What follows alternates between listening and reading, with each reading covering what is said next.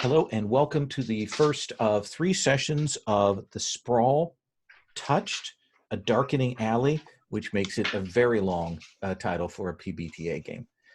This is a adaptation, an alternate setting for the Sprawl, which is one of the cyberpunk PbtA games. This one is very much a mission-based game. The Sprawl takes a slightly different tack than, say, the Veil or some of the other cyberpunk games. It definitely has a play structure, and it's one I've run before, and I quite like. And interesting that one of the things I hope that eventually we'll see maybe some more tools brought over from Blades in the Dark to expand some of the ideas in this one. My name is Lowell, pronouns he, him, and this session is part of the Gauntlet Hangouts. The Gauntlet is an online gaming club / community, and you can find out more about that at gauntlet-rpg.com. If you're like, wow, I really want to play some online games, go and check that out. And we've got a calendar and wait lists and all kinds of things for that. So I'm going to go through our cats for this. Start with the concept. This is not the sort of near future cyberpunk of the Sprawl, but is set in an alternate 1980s. And it's a low magic 1980s, and I'll talk about what that means in a second.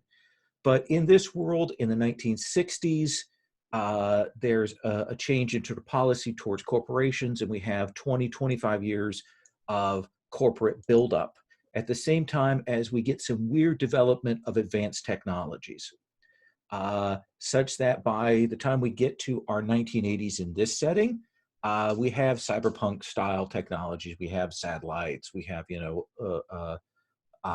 logins. We've got the computers. Got hackers. All of that kind of stuff. We've got cybernetics. I imagine that it looks clunkier. I imagine that it has a design aesthetic of the 1980s. All of that kind of thing, but it is still, cyberpunk level, jumped up technology. The magical side of this, the supernatural side of this, is that there are rifts in this world and things are coming through. There's a very sort of elder god, Lovecraft-esque thing going on in the background. There's some references to that in the text of this setting. Our corporations are all kind of sinisterly hinting at that. And more weird stuff has begun to happen in the shadows. Our runners here, our characters who are doing the missions, have probably seen some weird shit.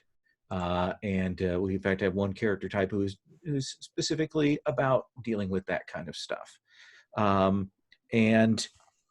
The idea of this is there is an older cyberpunk supernatural game called Dark Conspiracy from GW, and there's a little bit of the feel of that, though that's sort of near future.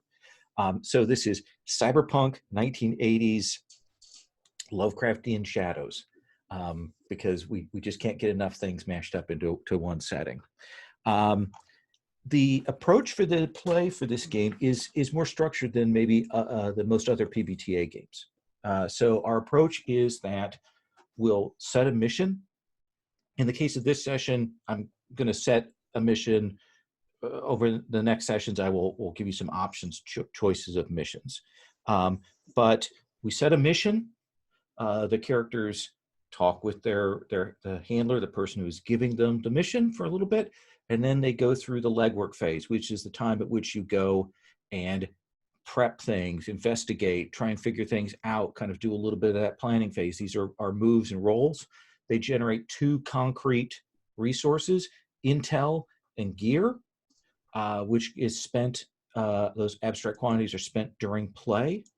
The push and pull there is that roles that have costs or fails will increase what's called the legwork clock, which means the alert clock for your target. That clock will go up and will cause more problems on the mission the later it is that you go. It's also what determines your pay at the end. because when you go at the end to roll to get paid, that's when you'll roll the number of legwork clock segments you still have, up to a +3. And you want to do better on that because you can get more benefits for that. So that's the sort of basic push and pull. There's, at the end of a mission, there is a let's go to get paid and let's see if it goes down well or if it goes down badly. And that's the structure of things.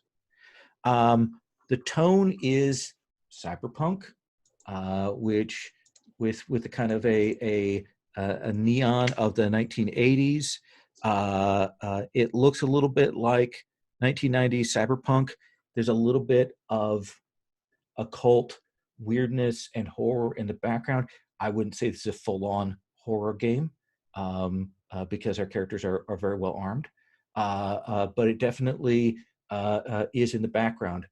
We, rather than having sort of insanity and madness, we do have some mechanics for behaviors and responses to strangeness, and characters kind of trying to deal with the weird stuff that they end up seeing.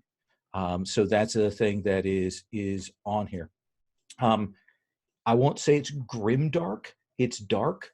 It's not grimdark because I don't usually do grimdark. So there's definitely some color to this, and that's the general, what I'll say about the general tone. Our safety tools in play are lines and veils, and we have a tab for that in the character key. Probably notice that a number of people have already gone through and hit some of those lines and veils on the sheet. Lines being things that are hard and fast. We don't want to have those in the game. Veil being anything that if it were to pop up, we would fade to black on it. I'm going to go through quickly what is already established on the table. You can add things to the lines and veils as we go along at your discretion throughout. So right now, hard lines on harm to children, sexual assault, harm to pregnant women, and epidemics. And then veils on PC betrayal or sexual content. And I think that's a good thing. The PC betrayal is an important one to kind of get the sense that our crew, we have a short time to work together, and we're going to, because we're going to be building some links, we'll assume that you've worked together and that, until we get to maybe the last session, that's not a thing that should necessarily be on the table for consideration. Second thing that we have to supplement that lays some of our groundwork, lays some of the basics that we have there, that in our tone discussion. Second to that is the X card, and I know that all of you are familiar with that. X card is used to follow up if there's anything that we hit that hasn't been mentioned, if we hit on something you find objectionable, if we hit on anything you find problematic, if we hit on something that hits a phobia. I've had that happen before. Or even if you feel that something we've just done is wildly off tone, then you should feel free to X card that. No need to justify your choices. The only question that might be asked is exactly where we need to cut to get past the material. But that is on the table as a backup, as a supporting element to this. It's another layer in our tools. Finally, the last thing is that we have an open door policy. So if you need to step away for whatever reason, real world effects or stress from the game or whatever, you can just turn the camera off and walk away. Maybe you want to leave a note. You don't have to. That's all out there on the table. All of these things so you know that this is a space that you can play and feel relatively safe within. So with those things in mind, what I'd like to do is move to looking at the characters. We've got 3 of those in the sheet. There are some questions that I'm going to ask when I have you introduce your character. One of the questions that's going to be asked is about where you got your cyberware, who you're connected to on that. We've got some corporations listed under the clocks. 3 of those come from the setting, and I added 2 more. And I'll kind of point to this right now. The 3 that come from the sort of setting material for the game are DMG Incorporated, which is about mineral acquisitions, advanced processor technology, advanced AIs, Miskatonic Amalgamated, which is a dead giveaway, advanced brain computer interfaces, weather control tech, advanced weapons tech, and IMPH Aquatic for algae growth harvesting, undersea excavation, and undersea mining. And then I added Absolute Dawn and Golden Harvest. I don't know what they do. So if you choose those as a corp that you're associated with, you get to say kind of what they're about. But those are 5 corporate clocks that are on the table. I'm going to ask you about the cyberware. We'll look at your directives. Once we get everyone introduced, then we'll go around and do a quick link generation, which means that you'll talk about a job that you've done, and we'll connect up to other PCs potentially to that, which will generate some links and connections, and also connections to corporations. So I've talked quite a bit there and quite quickly, and I apologize for that. But what I'd like to do is move from left to right across the character sheet and have people introduce themselves. So Jason, give us the sense of who you are playing.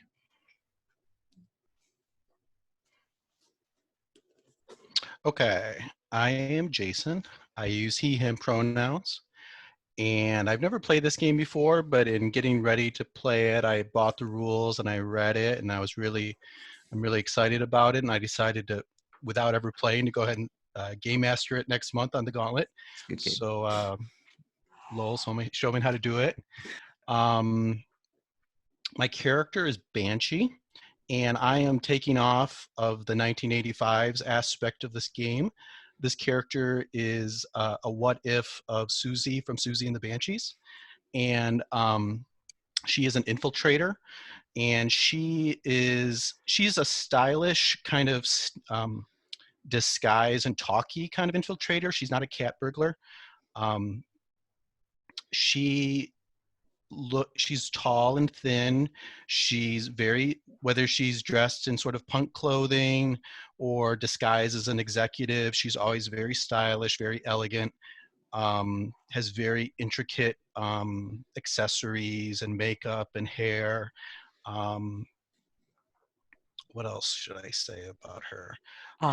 Do you want to know about directives? Yeah, but what are the 2 directives that you've chosen? Okay, so they're kind of both linked to kind of what I imagine. Like I said, you kind of, this alternate history. I imagine the punk movement in London, where she kind of came up, was put down by the corporations and the government, the reactionary government of London, or of England rather. And in that sort of the violence that the government used to put down the punk movement, her partner, his name is Budgie, he was very badly injured, and she is kind of takes care of him now. His name, and so that's her first, I think it's called protection. Where am I at? Yeah, protective. So she's protective of him, and she also, and then that kind of leads me to her cyberware. So she has skill wires, which allows her to, I imagine she has like these little dots behind her ear where she can kind of put in the little skill program. Mm-hmm. And she, in a desire to protect her or to help her partner who has this chronic, debilitating injury, she has agreed to work with one of these corporations, and they've given her this training, and they've given her these skill wires. So she's owned. She has that owned for her.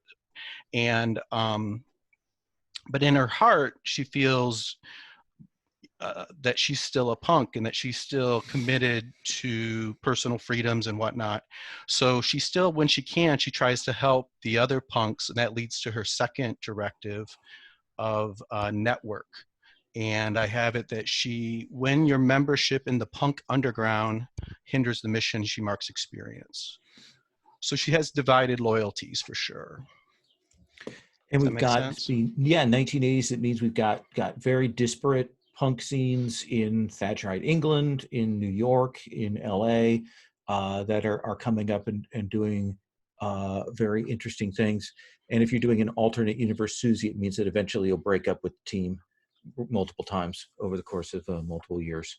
What Right. moves Get lots of did different you, guitarists. yes, what moves did you take then? So like the base moves for the infiltrator is the covert, I forget what they call it, covert whatever, and then you get to choose whether you're a cat burglar or a face. So she's a face, so she uses disguise and just talking her way into places. And then she has her only other move she gets in the start is Master of Disguise, Okay. which allows, if using fast talk when you're trying to infiltrate somewhere, if you get a 12 or more, you reduce the action clock by 1. Excellent. Okay, that gives me a good picture of who she is. I'll ask some more questions when we come around for links. We'll have you define a corporation connection, and we'll do that job discussion. Let's come to Alexi. Yeah, hi. I'm Alexi Sargent, he, him. You can follow all my gaming endeavors online at Cloven Pine Games. So for the Sprawl Touched a Darkening Alley, I'm going to be playing Zeruya, she, her, who is the antiquarian. And so I think that Zeruya is an adjunct professor at I said ADU, which it's Absolute Dawn University, obviously, which is Okay. more of the kind of up and coming academic, corporate affiliated university. Miskatonic has their old university, very very renowned, but Absolute Dawn is edging in on that. So Zeruya is fascinated by these artifacts. So getting artifacts, studying artifacts, unlocking the secrets of artifacts, that is her purpose in life, and her her calling as a antiquarian and an academic. I took the directives academic addiction: when you put the pursuit of knowledge over the safety of your allies, mark experience. And the other directive is behavioral: describe your ethical code.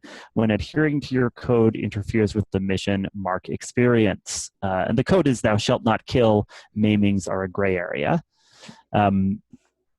Let's see. What else? My cyberware is a neural interface with data storage, so I can do some research just by turning inwards and connecting with that internal digital universe. And I got that for my career, obviously. To get ahead at ADU and maybe someday not be an adjunct, you need that kind of edge.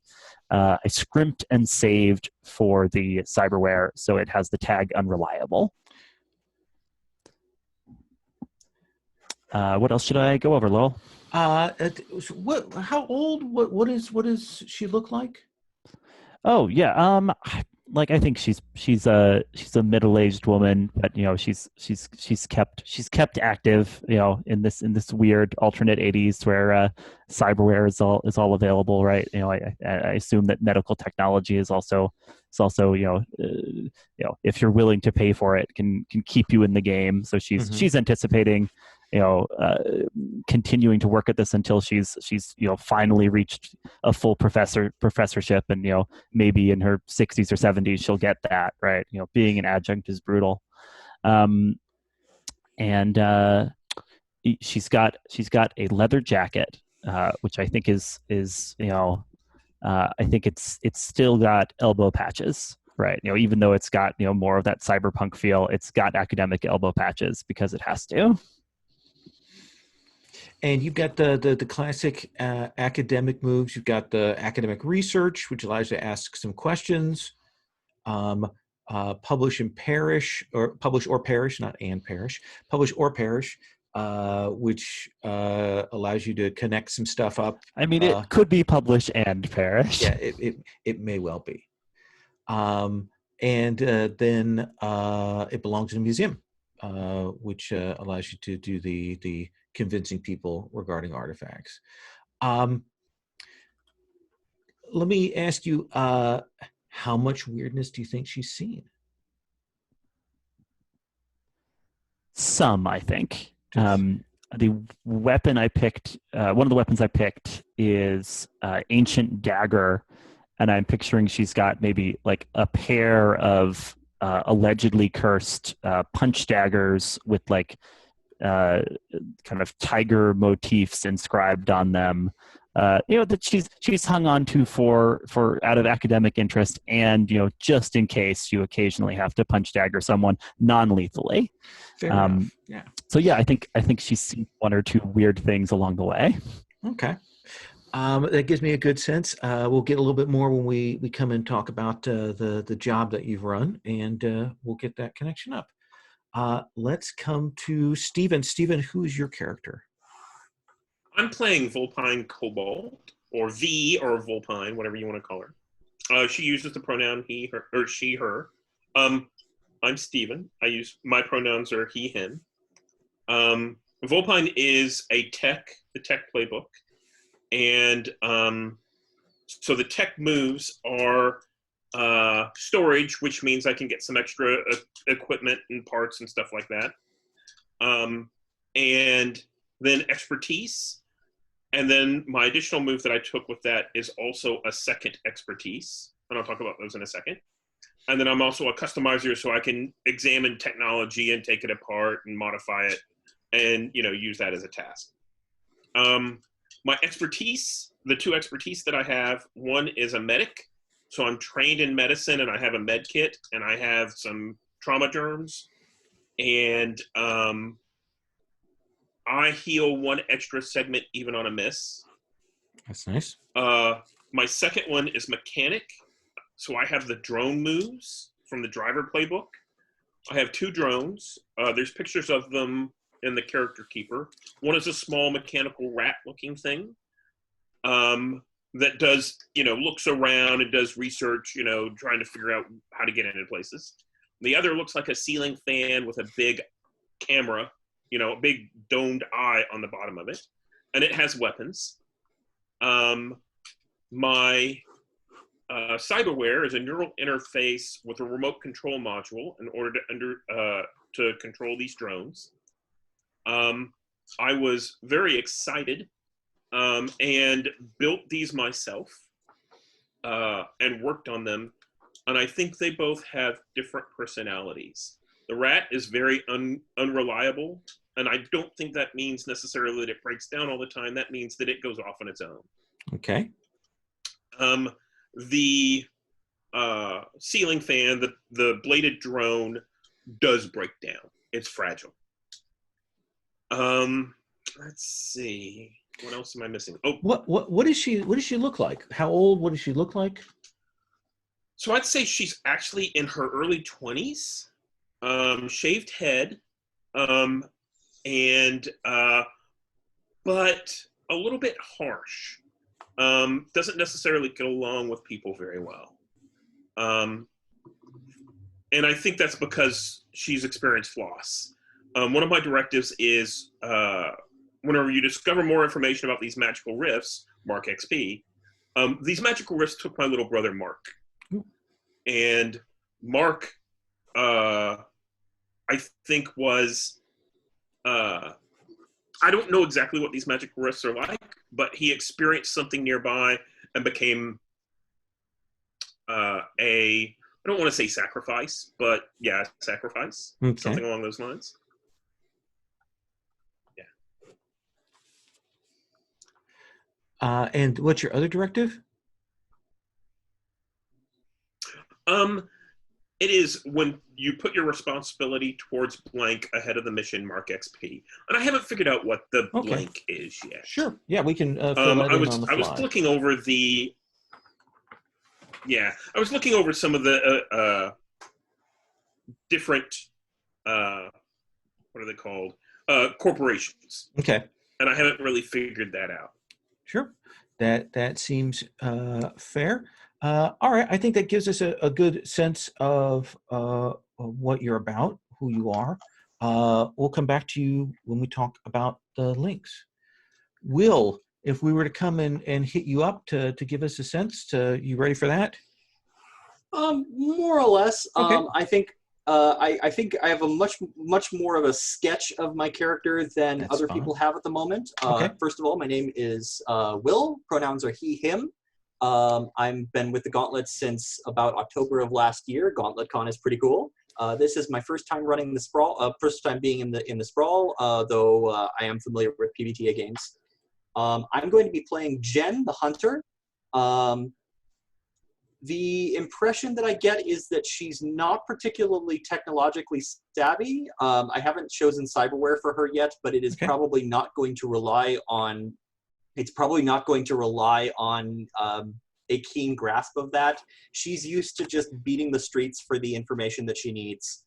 Her moves. She has the basic hunter move. Oh, where are you? One moment, please. She has the basic hunter moves of ear to the ground, so she has a knack for loosening lips and picking up information. When she circulates among a neighborhood or a group of people, she can research to gather information. And she's a master of making connections between seemingly unrelated events, which lets her get some insight at the start of a mission about things that may be coming up. Also, I will say that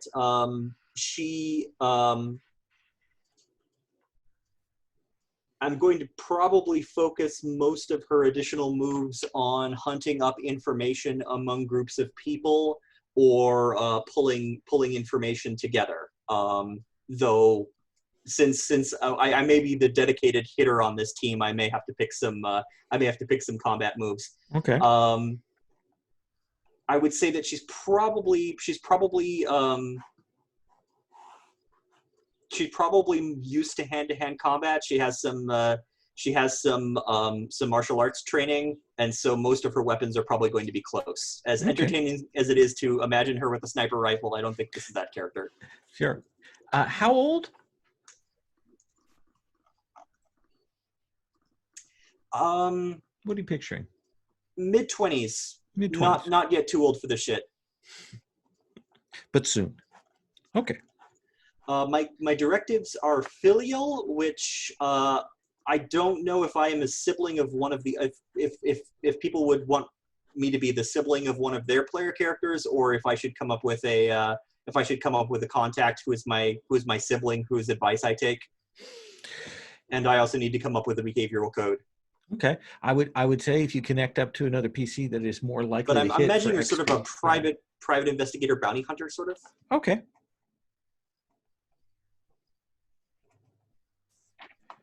All right. Well, good. Anything else you need? You can fill in on the fly. That should be good. What we're going to do now is we're going to come around and we're going to build links. And links are what you're rolling to help one another when you go to do the assist move. Links are also developed at the end of a session. You get a chance to say who you've learned more about. And those will develop over time. But the way this works is, I'll turn to that page here. You will tell the group about a job that you did, just a brief sketch, and you'll say what corporation you did that job against. Kind of say what you did on the job, and you should either be like in a leading role on the job, either in charge of it or providing the key skill to solve the job. You'll give that briefing, and then you're going to turn to, in this case, it's going to be a player to your left. We'll just kind of do it across the sheet. And you'll ask that character how they were involved with the job. They'll say, you'll get a link with them, and then you can ask the character essentially to your right if they were involved. If they were, they can describe how, and you can get a link with them.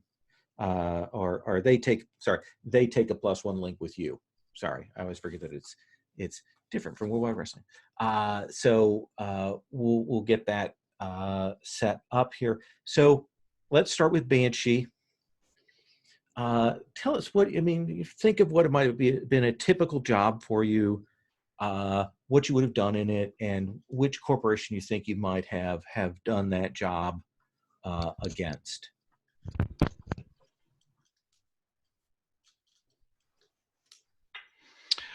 So let's say I did a job for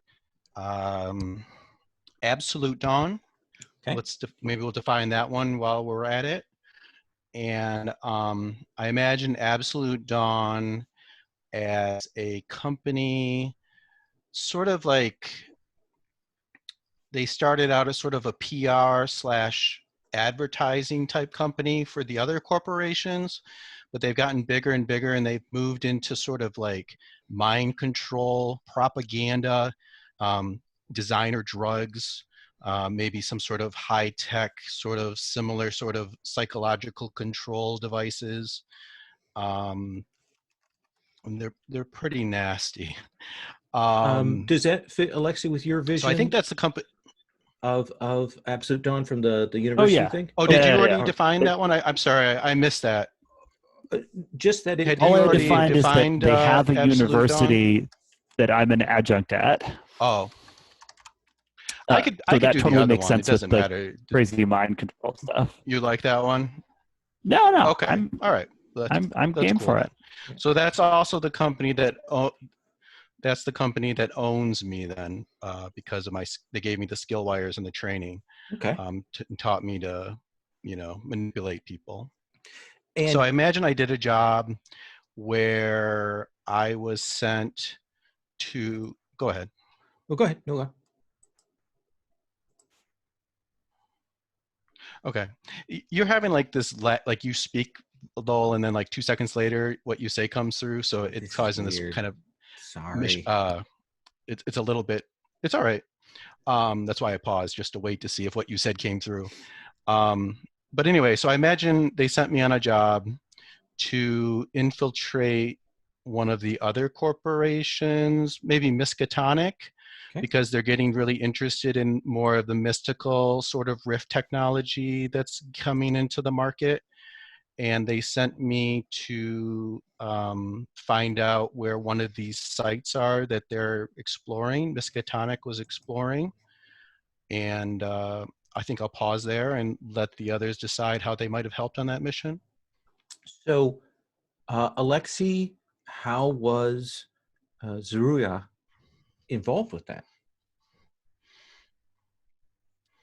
Yeah, I think I was the expert brought along, right? Like maybe meeting with another academic at Miskatonic and helping to provide cover, right? With you kind of, with me doing something legitimate on the surface, with you tagged along and did your infiltration kind of on my coattails while I led that, because definitely I'd be up to help Absolute Dawn filter resources from Miskatonic, because then those resources might filter back to my own research. Perfect. So you will write in that you have one link with Banshee. Nice. Okay. And then just to make it simple, we'll just kind of keep stepping down. Volpine, were you also involved on that job or not? Is it possible for me to be on the other side on that job? Yeah, absolutely. So, yeah, so I think I was a part of Miskatonic's defense. And how did you get in the way? I think I was basically the spotter who was watching for the group to come in. And I think that my skills as a spotter and seeing what was happening is what drew the attention of Banshee and Zeruiah to my skills. And do you think that they then kind of came back and hired you afterwards, or brought you in on it afterwards? I think they hired me in afterwards, but I think there was probably some trepidation there, Okay. a little bit of concern. The classic recruit the competition move. Yeah, yeah. So you may also mark +1 links with Banshee.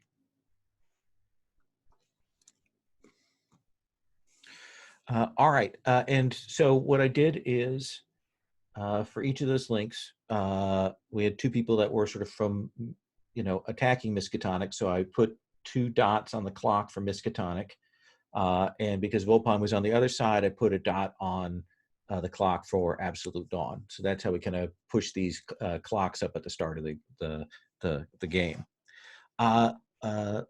Alexi, let's come to you. Let's have you tell us about a job, who you ran it against, and then we'll do the same sort of set of questions. Yeah, I think the job was against IMPH Aquatic. Okay. Is that how you'd pronounce that? That's how I'm pronouncing it. All right. Yeah. I think this is the origin story for my ancient daggers. Actually, that there was a whole undersea excavation site that IMPH had laid claim to, and the job was to relieve them of the valuables they'd uncovered from this sunken settlement, right? Yeah, and perhaps more things were liberated overall, but I've hung on to these daggers as a memento. So you were kind of leading, your skill was here to identify and apprise and say which things were valuable. Yes. Oh yeah. Okay. I'm the artifact person. So Volpine, how were you involved in that job? Was this once you'd kind of been brought over to Zeruia's side? Yes. And I think that my involvement was, there were some creatures that had come through the rifts that were protecting this area. And it was part of my job to find them, to search them out, and take them out. Excellent. Sort of spotting and things. Did you have to adapt your drones to underwater work? Ooh, that's a good point. Yes, the rat works fine, but the fan blade, the flying one, of course, had to be modified so that it could go through the water. Okay. And then let me ask, Jen, were you also involved in that job? You're muted. Didn't click it fast enough. I could be. If there was somebody that you needed run down for information to get like passcodes to get into the place, I may have done some legwork hooking you up with a suitable target. Oh yeah, definitely. Some of the IMPH security contractors, shook them down and took their lunch money so that we could use their codes and other stuff. Absolutely. That makes sense. Yeah. So Will, you will take 1 link with Zeruia. Stephen, you'll take 1 link with Zeruia as well. Which brings you to Volpine. Volpine, tell us about a job. So I think that this is a job for Miskatonic Amalgamated, and they actually wanted to do a research, kind of a hit through one of the rifts as it appeared. So they had planned a hit and had some fast-moving operatives so that whenever a rift opened up, they could pierce that rift, scout it, grab as much as they could, and come back. Okay. And so my part of the job was, of course, sending the drones through to make sure that everything that we could survive on the other side. We hopped through, found some stuff. Some of it could be used as weapons, and then pulled back before the rift collapsed.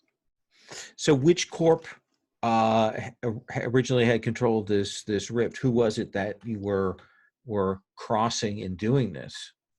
That was Golden Harvest. Okay. Yeah. So we know that they are active rift explorers now. Maybe that's the harvest. That makes sense. I just like the word harvest. So yes, it makes perfect sense.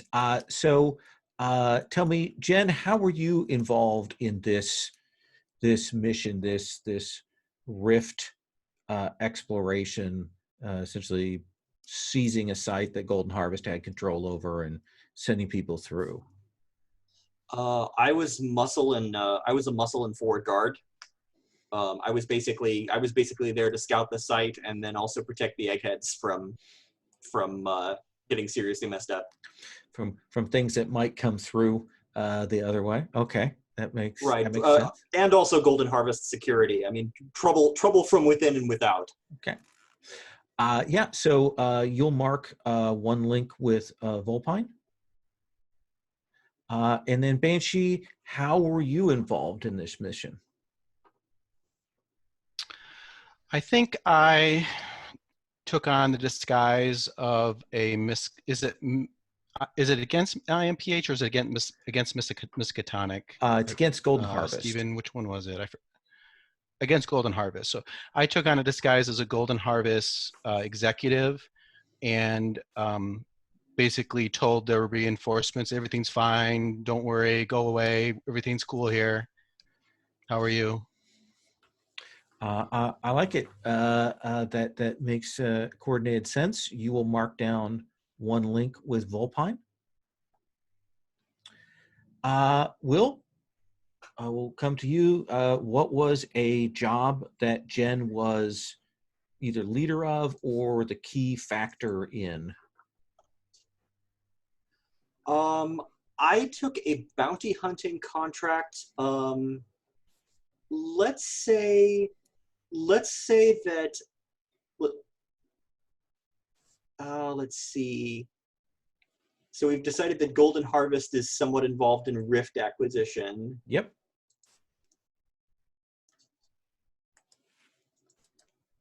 I will say that Absolute Dawn sent me to basically acquire a scientist from Golden Harvest who they believed to be key in some of the expeditions that Golden Harvest had been performing. And there was a sense among the corporations that Golden Harvest knew more than they were letting on about why the rifts were forming and how they were forming.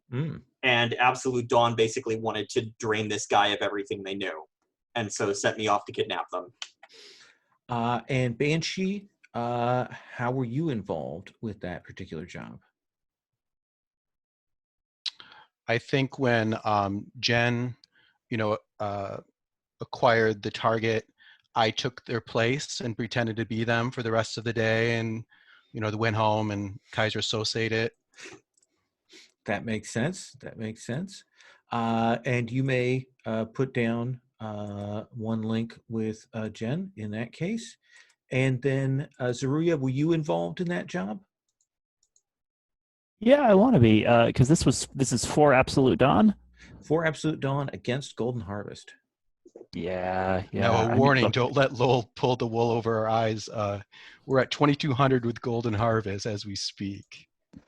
It just yeah, that it does. Just, minutes to midnight kind of thing. Only 3 sessions. We'll be fine. No, I want to do this, right? Because if I can get enough cred with Absolute Dawn, maybe that tenure track position will open up. So I think I was part of the group that interrogated, gathered information from the scientist after Jen had picked them up, and I was in charge of kind of finding out what sort of arcane experiences they had, right? If they'd touched on anything that was particularly interesting, to the the kind of esoteric division of Absolute Dawn's research wing. I was supposed to be kind of reporting on that. That seems perfect. And you would have been part of the debrief team.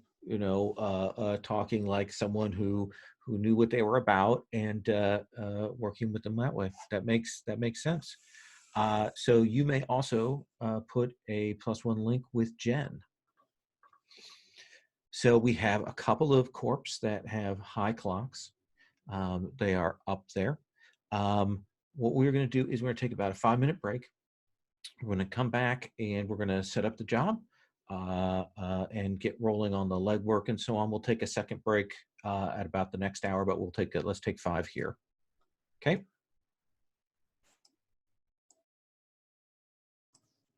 All right.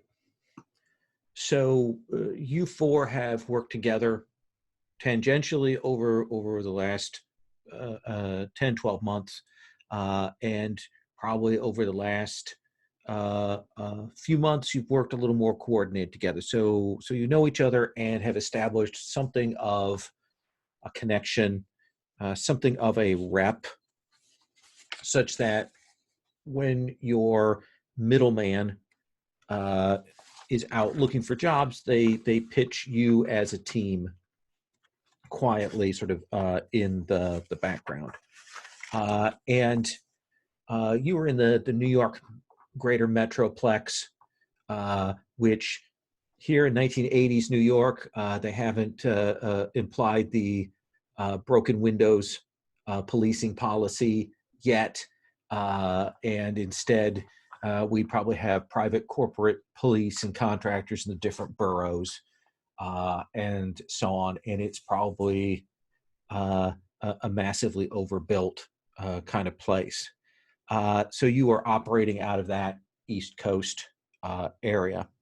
And I'm going to assume that that Banshee, you're probably the person as the infiltrator, the talkie person that gets contacted by your middle person first. And who is your middleman for your group? Who goes and vets the jobs and then puts you in touch with these people? Let's have it be Malcolm. Okay.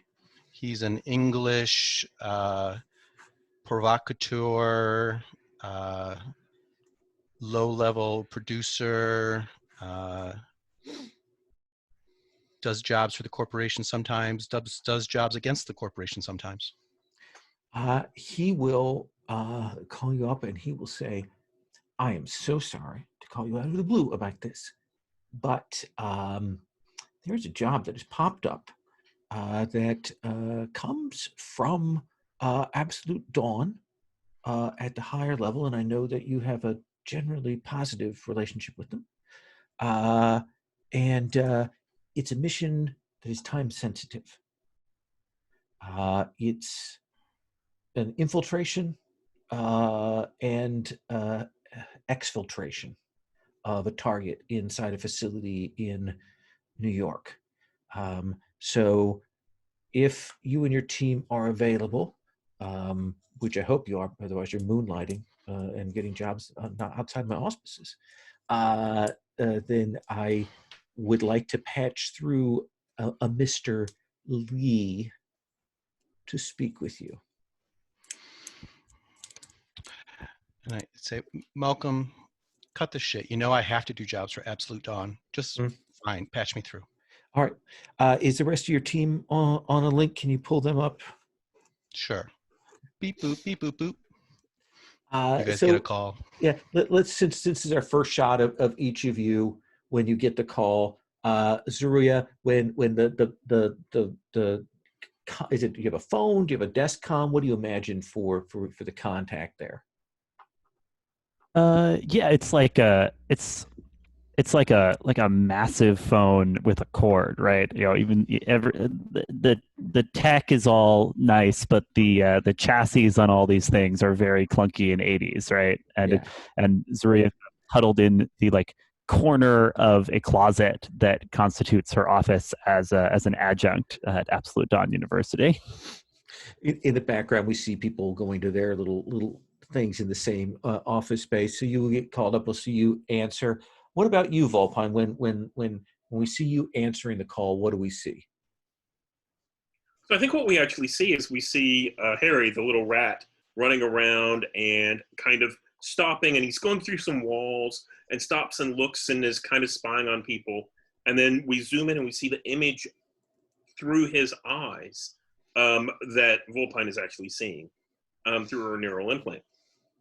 And whenever the call comes in, she gets a little distracted, and the camera view goes back to the rat that then starts chewing on some wires and gets a little shock and kind of likes it and keeps after it. Yeah. And what about for you, Jen? Where do we see you when you get the call?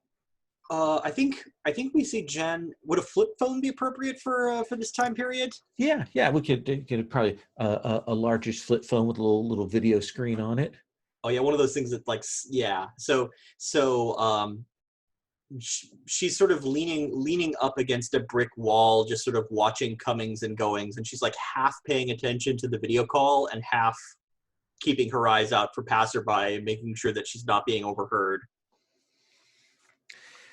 And Mr. Lee, we patched through older person, gray, like strategic gray streaks in their hair. You the sense that's probably very carefully styled.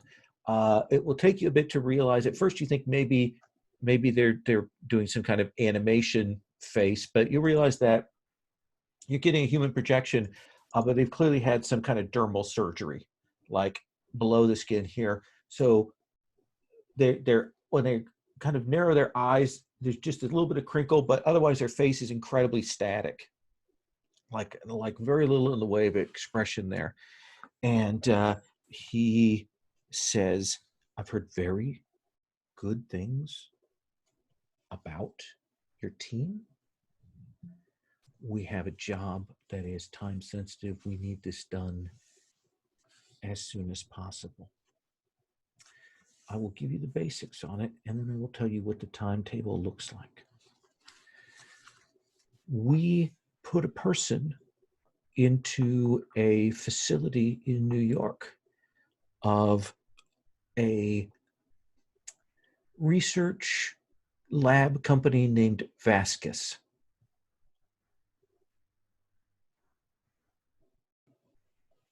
They caught our person. Now, normally with these kinds of things, when someone fucks up, we've normally paid them to be disposable. However, circumstances dictate that we need this operative. His name is Mason Hideyu. We need him removed from the site. He has been captured. He is still on site. And we need a viral payload put into the Vasquez servers who provide said dongle to use to put this into their servers. It will clear out evidence of a possible connection to us via Mr. Hideyu. The reason that this is time sensitive is Vasquez opened these New York offices relatively recently. Their main HQ is in Los Angeles. They have a security team that has scrambled in LA and is going to be heading out on a red eye. They haven't quite left yet, so we have a number of hours. Gives you a little bit of time to do some prep, to do some legwork, and then we need them removed from the situation there. Does this seem like a job that you could do? Of course. Tell me, Banshee, how do you know Mason Hideyu? Out of character, 1 second. Is the guy I'm talking to, what is his name? Mr. Liu? Mr. Lee. Lee. He is an absolute Dawn, right? You've been told that he is essentially the fixer arranger absolute Dawn, yes. And Hideo is one of their agents, same as I am. Well, he's So he's probably a freelancer. Freelancer, okay. And I guess officially I'd be a freelancer too, but they kind of control me because I need them. So maybe we've worked together before, me and Hideo, on another job. Is he part of the punk scene? No, he's Okay. square. All right. He's a scientist, maybe. Okay. Let me. So what we'll do now is there is a move that we're going to have our person roll, which is the take the job move. We're going to roll and resolve that, and then we'll kind of roll forward on this conversation with the potential fixer.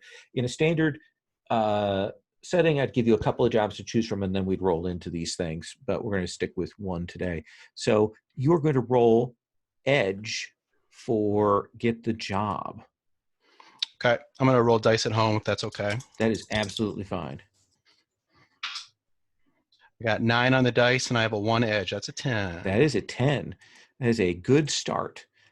So when you negotiate the terms of a job, roll edge, and you actually get to pick 3 from the list below. Okay. So why don't I pick 1, and then you guys can jump in and pick the other 2? How does that work? Let's start off making some money. Let's have it pay well.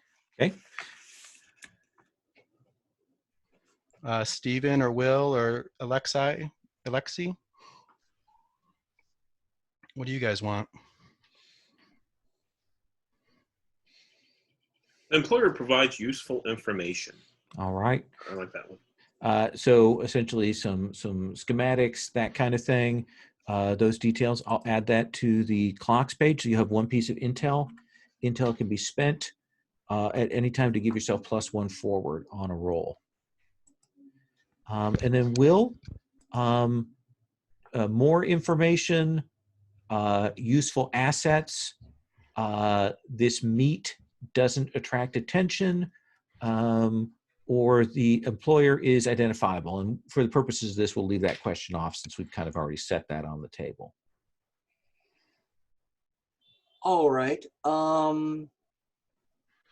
Let's double up intel. Okay. Knowledge is a dangerous thing. Yeah. Yeah, he will say, I'm going to blipvert over some info to your systems, and that should give you some things to work with. Normally, the job would pay 3, but we'll extend that up to 4 per, assuming that there aren't any additional charges or costs that come into play. Are there any other questions before I hang up? Nope, I think we'll take it from here. Excellent. Well, like where do you want us to deliver him? In the materials I've sent you, there is a drop site in Lower Manhattan that you'll need to deliver him to. Is it important to you whether he's alive or dead? We have a strong preference for him to be alive. Okay. And he will hang up. Which company is it against? I missed that part. It is a company called Vasquez. Oh, okay. It's not one of our corporations. Well, it's probably a subsidiary of one of them. Okay. We might have to research that then. Yes. What we'll do here is, typically what we do is we kind of go and we'll do a once around with checking with everybody about what you want to do in the legwork phase. We kind of keep doing that until people are like, this is a thing. Now, you didn't choose. This meeting does not attract attention. So I do put 1 tick on the legwork phase clock to start. So Banshee, what would you do? What do you want to find out? What do you want to do? So I think I need to know a high level executive in this company, who they are, what they look like. Obviously, probably a woman that's somewhat similar to my appearance that I can disguise myself to look like so I can infiltrate this place. So I think I need to get some information, and I'm maybe going to get that from a contact. Yeah, that seems fair. Give us the name of the contact. You're going to establish a contact. Who Okay. is that? This is going to be Sid. Okay. Sid is a street level hustler, drug dealer, part-time, but he's full-time. He's a fence and a middleman of information and gear. And I send him a text, and he tells me which train he's on, and I go down into the dirty 1980s New York subway. Okay. But I guess there's a lot of neon, right? A lot of neon, a lot of holographic graffiti, right. all of that.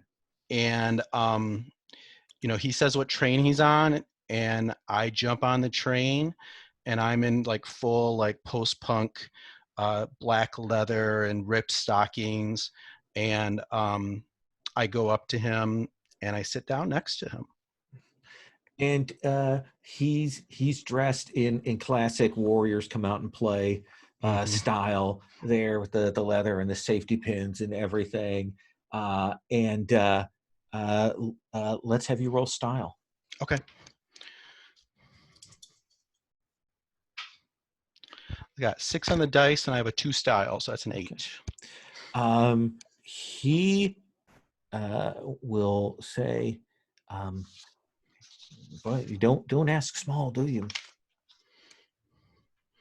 Never. These are new people. They're new in town, relatively recent setup. I can get you an ident,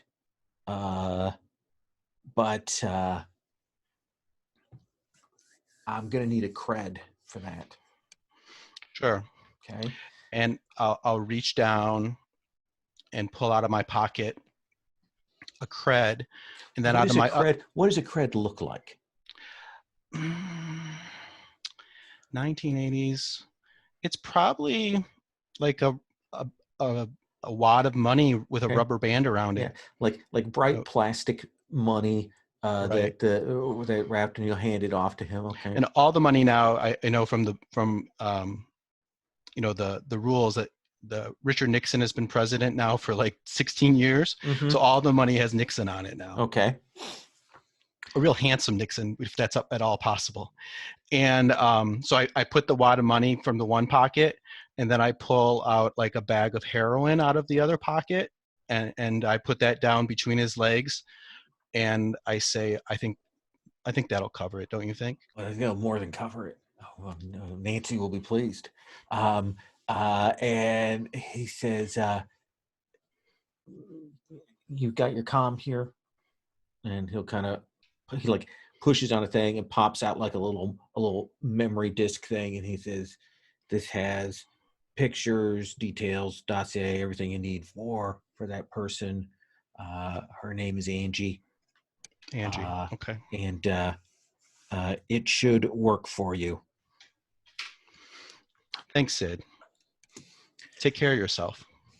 And I get, the train stops dramatically, and I leave. I think this will attract a little unwanted attention, so I'm going to tick up that legwork clock. Okay. That's the other half of that choice there. Let's come to Volpine. Volpine, what are you doing in this go-around? So I think what I'm doing is I want to find out more information about Mr. Mason Hideyu.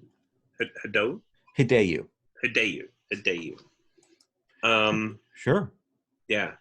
So I think I'm going to see if I can't dig a little bit into his records, or maybe even better, I think I'm going to go old school. I'm going to go to his apartment. Okay. And start digging around and see if I can't find his place of residence and get some background info on him. All right. Let's have you roll research. Okay. Research is... Mind. Okay. I rolled a 7, and my mind is a 2, so that's a 9. Okay. On a 7 to 9, you're going to take an intel. So we're going to have 3 intel on the table, and you get to ask a question from that research list.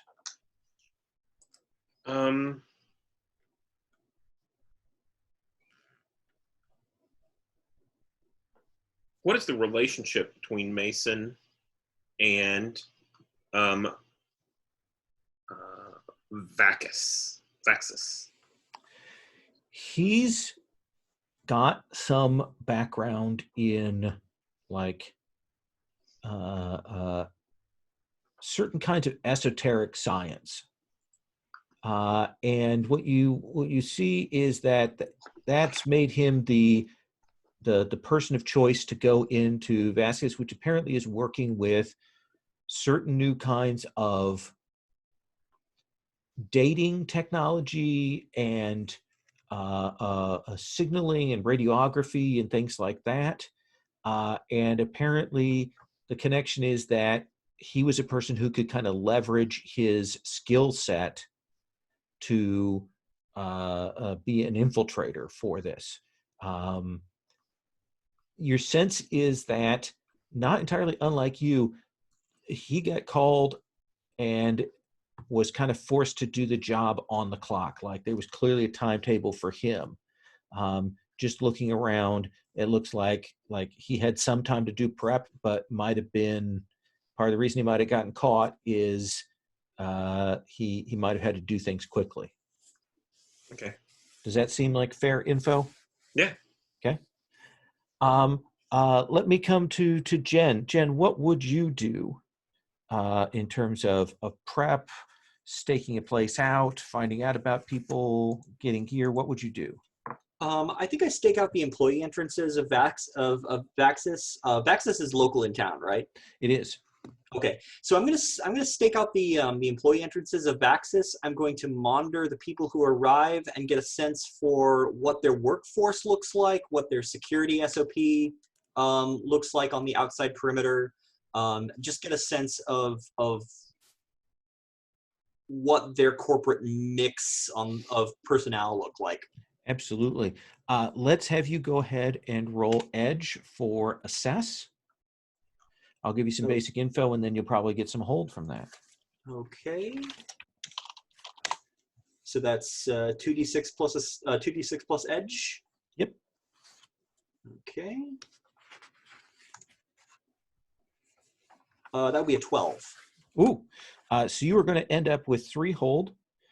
You can spend that hold now or later to ask any of those questions. But let me give you a really kind of brief overview of what you're going to be able to check out. Vasquez is in a kind of industrial park area. It's off from a major road, major access road. Very simple building shape. Clean lines, recently built. That shape means it's got clear sight lines in all of the space around it. It's got low grass, so it's very kind of exposed. Cameras, electronic detection system, looks like standard physical security. Essentially drive-through gate, parking lot, and then people go in and they've got a key card, a badge system to get in. So that's the basics of what you'll get before we get any hold spent. Does that seem like a reasonable set of answers? Sure. A couple of floors and clearly a basement. All right. What do I notice despite an effort to conceal it? The building is made to look very generic, like to kind of not get a sense of what the purposes are of any of the building levels. But there's something about like the windows up on that top floor are like a little more thermoreactive, so that they can kind of change to warm or cool, or to darken or lighten, which says to you that the top floor is definitely the executive level. Like, that's not where the work goes on, but that's definitely where the higher muckety mucks are. All right. What potential complication do I need to be wary of? You will definitely see that at least at one of the shift changes, they definitely have on-site armed guards. And what you're seeing is when a shift change comes, there are at least 2 different colors of like security badge uniforms, which says to you that there's at least 2 teams in operation in the facility. Probably a mobile team, and probably one that's sitting in the security center kind of thing. All right, and what is our best way in here? Physical entry, like a frontal is bad. Your best bet is going to be either some kind of external tech attack to bring down systems. You don't know what the interior systems are like, so that's a question. Or standard face infiltration using social engineering to get in and get on site. Okay, and should I go ahead and roll my start of session edge move? Yes. Before it all comes together? Let's do that. That is a 10. And read me that move. Sure.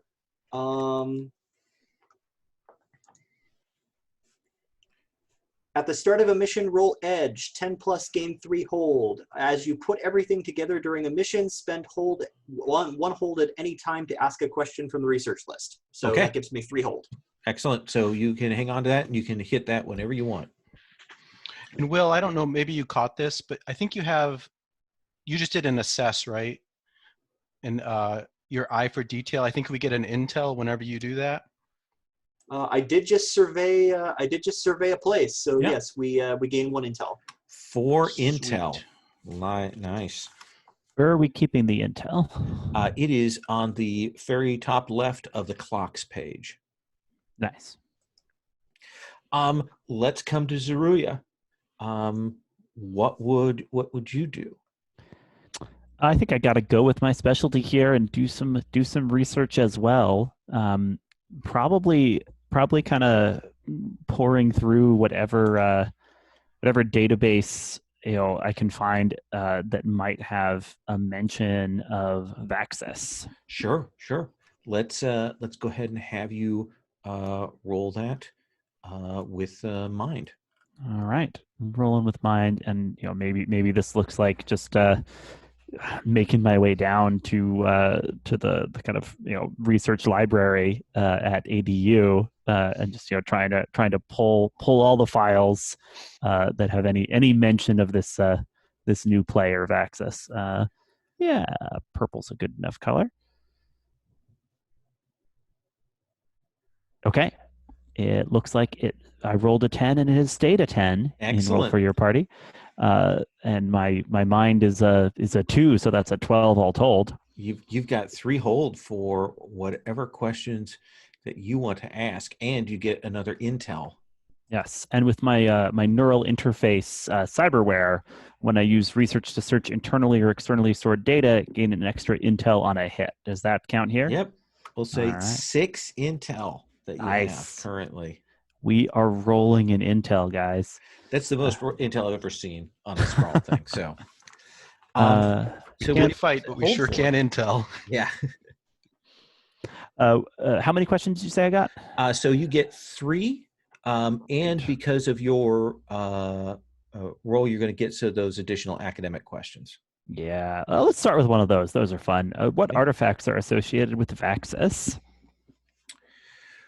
So Vaxis, the company itself was under the radar and popped up a few years ago. Rumor is that they came out of the Soviet Union, that essentially they made their way out.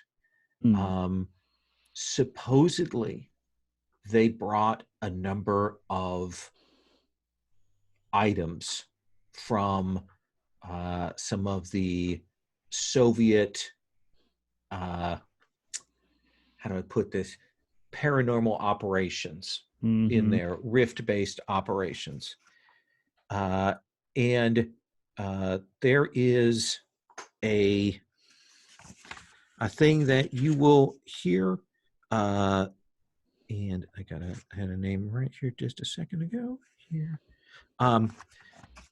Supposedly they got an item out. The exact nature of this thing is uncertain, but it is called the Ukbar Panopticon. Yeah, Zeruya just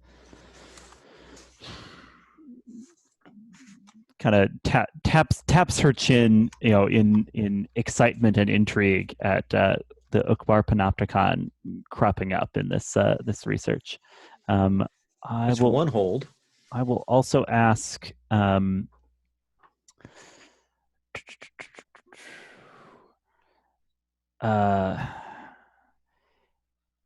How?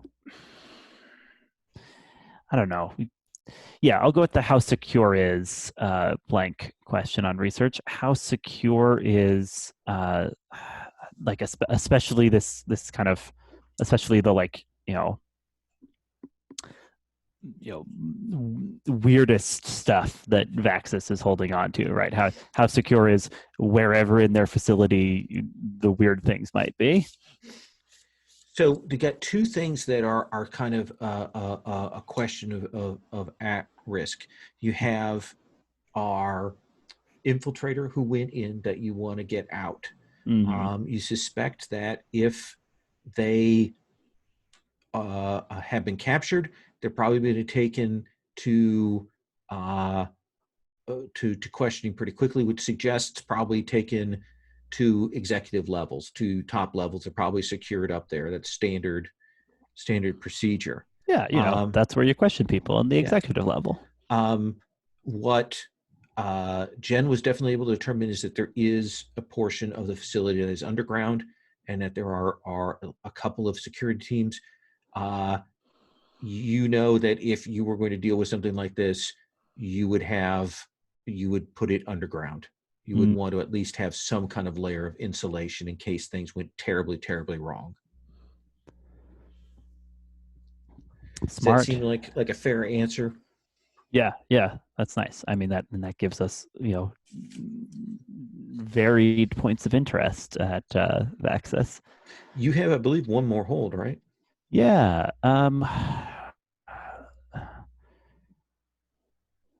Who or what is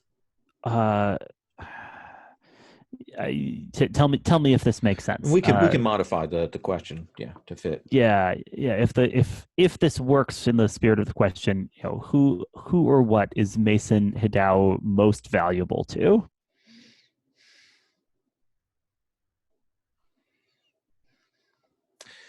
It is very weird to you, given what you know about Mason Hidao, given what's going on, that they haven't just said, kill this person, take him out that way.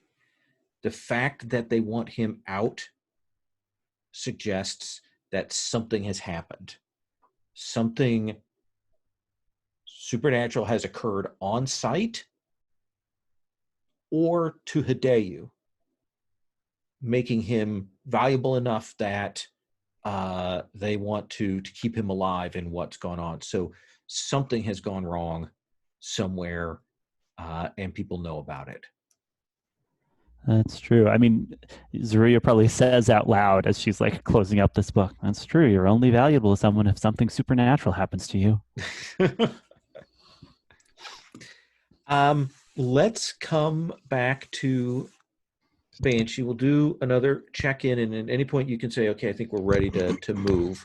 And we'll do a kind of final check-in with everyone. Banshee, where are you at? What do you want to do? The legwork clock has not gotten ticked because you guys are rolling extraordinarily well. Can we have like a, mid-scene meeting, the four of us? Yeah, absolutely. So we all I imagine we all share what we've learned. And so ladies, what is it? What do you think we need to do next to be ready for this? Apparently we've got the man we want is on the top floor, and you're telling me, Zariah, that there's something on the bottom floor that you want to get or check out? Yeah, just a hunch. Research indicates that Vaxis may have picked up items of interest from the old Soviet esotericism, like the Ukbar Panopticon. And now that I think of it, what would make Mason so valuable and important to get out of there alive, unless he had some sort of a interesting interaction with Vaxis's stock of these things?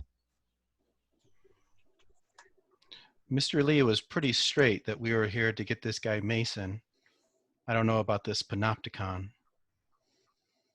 That can always be a bonus. I think it's valuable. Social engineering may be the way to get in the building. That or making the magic smoke come out of their surveillance equipment.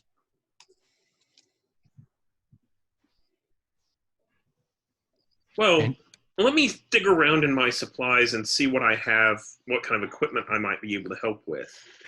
So I have a move. Mm-hmm. What's it called? Storage. And this is just me digging around. And I roll plus mind. Yes. And it gives us gear. I rolled a 10. Plus mind is 2 is 12. And a 10 plus gets us 3 gear relative to my chosen areas of expertise.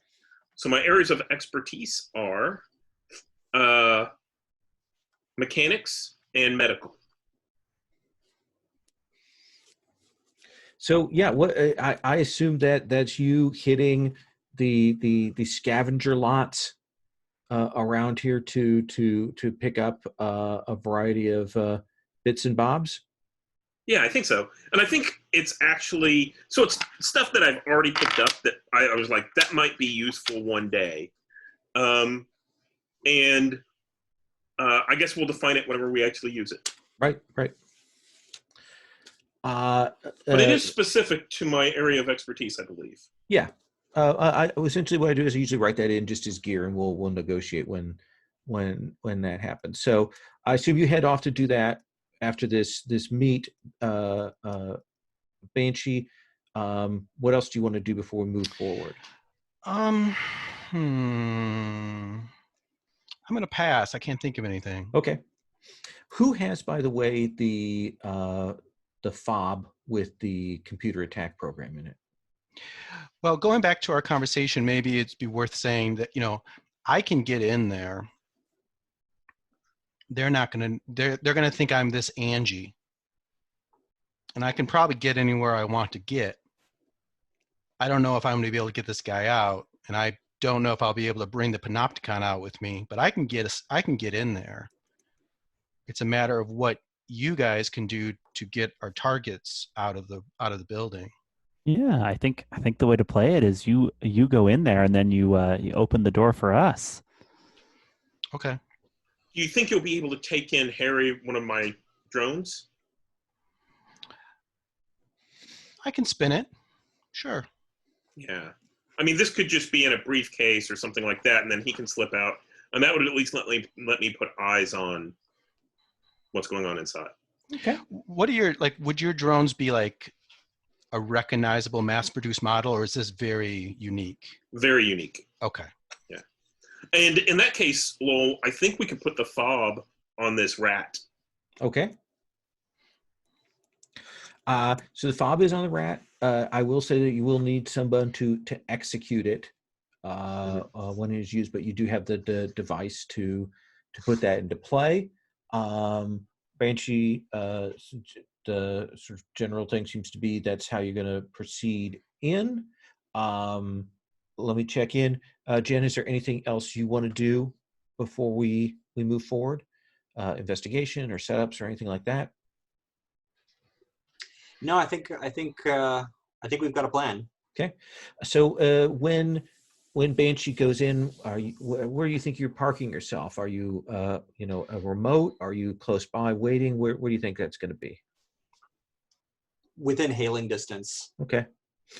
So vehicle outside the gates, and then a reasonably off-camera site a little ways away. Okay. And Volpine, you're going to be monitoring your drones then from that spot? I think so. I think I'm going to have the aerial drone up high enough that it wouldn't really be noticed, and it's going to be looking like over the entire block. And then I think I'm going to be with Jen. Let's say we're like in a van, You get a murder van, yeah. Right. It's like a phone repair van or something like that. Yeah. I think Banshee picked up because it's easily ubiquitous. Okay. Zeruiah. So right now, we have it established that Volpine and Jen are going to be waiting in the van, and Banshee is going to go in. What about you? You know that there's something down there in Delicious Basement. What's your plan? Yeah, I gotta get into this place. Can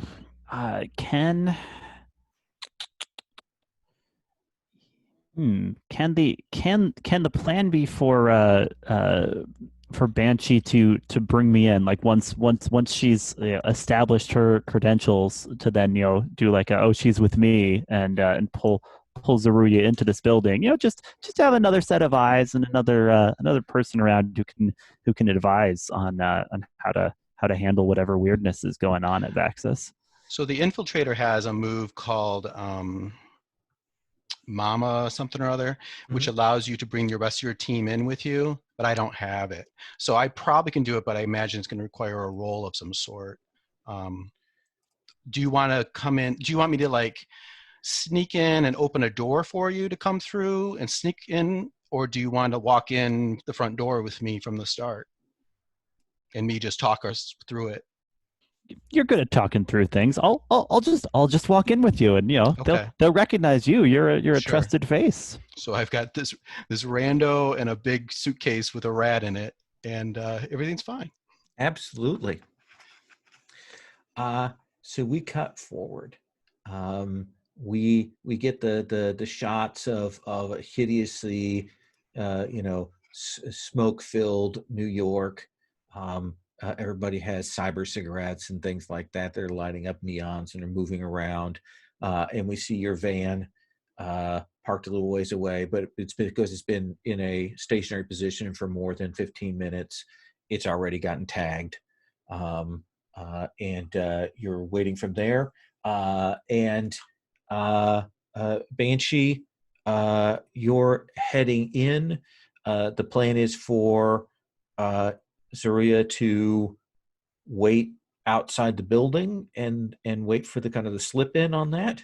No, I think she's walking right in with me. Okay. We've probably spent a couple hours. Is Zeruiah a good dresser? Is she good with makeup, or do I need to help her to make her look like an executive assistant? You probably need to help a little bit, and she's still wearing her jacket with the shoulder pads and the elbow patches.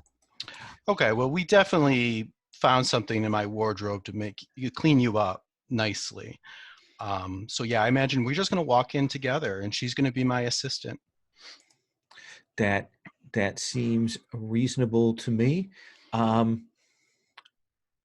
So you're not infiltrating a covert area alone. Yeah, that's the tricky part. Yeah, you're right. That might. So maybe I'll go in. Can I go in alone, then talk to them, then somehow do a fast talk to bring her in, then, and still be able to activate my move? Sure. It just makes it a little more dangerous for Zeruiah. That's all. Okay. So we arrive in sort of like an executive taxi, and I leave her. I walk in, confidently. Leave her to kind of fumble with the suitcase, and I walk in, and I imagine there's like an executive lobby, and I'm gonna go up to the whoever it is that's at the desk, the receptionist, and say, my name's Angie, or you of course know who I am, and I'm here for a snap inspection of this facility. I need you to give me an executive pass. My assistant's going to be coming through with me. And I think I'm going to spend an intel probably in this role to know that this receptionist is someone that Angie has regularly written up as incompetent and already is intimidated. Have you do covert entry, roll with cool. We'll give you the +1 forward from spending that intel. What I'm going to say is you'll need to spend one of your covert entry hold to have Zariah come in with you, no questions asked. Does that seem fair? Yep, that seems right. All right, here we go. Cool is a 1. So that is 4 on the dice. I get to add the 1 and another 1, but I come up short to 6. Short to 6. Is this something I can get an assist from her with somehow? I believe that there is a assist roll, but I need to check which one. I think it's on links, right? Yeah. Help or interfere. Yes. So you would need Zariah to roll links with you. Nice. Yeah, and plausibly, I can do that just by turning up, looking like the harried assistant, right, and like making eye contact with the secretary and like mouthing, make it snappy. She hasn't had coffee today, right? Okay. Let's have you roll. All right. Let's see. Do we have links? Yes. Yeah, I've got a link with Banshee. That'll make it a cinch. Yeah. Not a problem.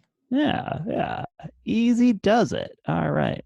Submitting that. Okay, I rolled a 5, and no, with the links that makes it a 6. Yeah. So there we are. So the good news is you get to mark XP. Hooray! Both of us, I guess. Both of you get to mark XP. So I think when the two of you come in and you present yourselves, that they go, "Oh yes, Miss Angie, we've been waiting for you." Absolutely. We're going to, and she'll gesture for a couple of people. We've got offices set up on floor 2 for the task at hand. So if you could follow the team on up there, we'll get you into position.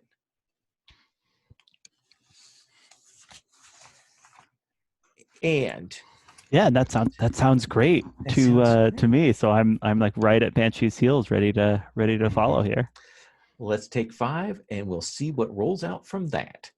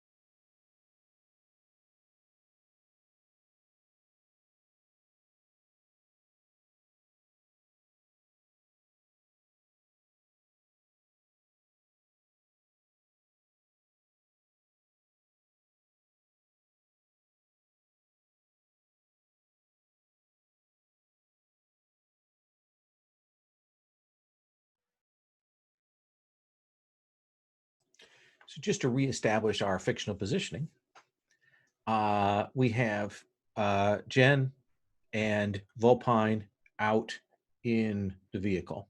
Not that far away, but we've got ground to cover, fencing to the facility itself is our sort of distance there. The connection that is right now is that one of the drones is in a suitcase along with this dongle that needs to be operated to affect the security systems of this place. You have been greeted warmly, Banshee, and there's that moment where you kind of moved along and, you know, towards the stairs going to the next level. What is the point at which you realize this has all gone terribly wrong, Banshee? Well, the moment she says we expected you, because of course I know that's not true, you know, from talking to Sid and getting my info. So yeah. I think, I imagine you're at the door, you know, that sort of crash bar door to go to the stairs to go up. They're not taking you elevator wise. okay. And there are definitely some people around. Zeruiah, you don't know if she's clued in yet. What do you do? I think what I would like to do is when we get into the stairwell, maybe we're out of the view of the rest of the people, and there's these couple heavies with us. Is that what am I picturing that right? Definitely, they're people that look like they're like general guide people, but they've got some cyber on them, and they look like they're trying to be a little covert. Right. I think this is where I give Zeruiah a look and reach into, you know, quickly drop a knockout gas bomb that, you know, burn one of our gear. You know, maybe that's I'm picture, maybe that's medical, maybe it's a push, but you know, Vulpine provided us with this bomb, this knockout gas bomb, and we both have respirators that we put on. Maybe that needs 2 gear. No, you know what? I'll give that as 1 gear. But I do think this is going to be mixing it up. Okay. Essentially, you're doing S harm, you're doing stun harm, but you are dropping a grenade into this. Though, Zeruiah, what is the moment at which you realize that this is not going as you planned? Probably like while the grenade is like partially, you know, probably as the grenade hits the floor, right? Okay. Like I was still like catching up to the look Banshee gave, because I'm not sure that was like a prearranged signal as far as all right, these are my intensities that are supposed to tell you there's a grenade about to happen. Huh. All right, Banshee. And maybe me waiting till we were alone, knowing that there's this spot here on this stairwell that's confined and out of view. Maybe it's me using intel Absolutely. to check the, you know, having remembered the blueprints. Mm-hmm. So are you marking off all this, or do we need to do that? I am now marking down. You're down to 4 intel, 2 gear. Okay. So this is straight up roll, but the +1. All right, I got a 6. That +1 makes it a 7. 7. Okay. So you're using violence against an armed force to seize control. State the objective, which is to want to knock these 2 out, drop them to give you some breathing room. You get, because you rolled a 7 and 9, you need to pick 2. So I think maybe we make too much noise. You know, Valerie at the desk has already kind of signaled the silent alarm, maybe, or something, or, you know, made an alert of some sort, yellow alert.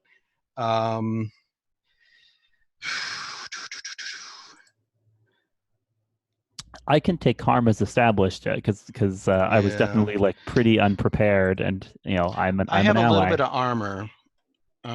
Do we know how much harm this is going to be, or is that going to be decided after I choose? I will say, just to give you information so you know, it's going to be at least 2 harm. Okay. I think something breaks. I think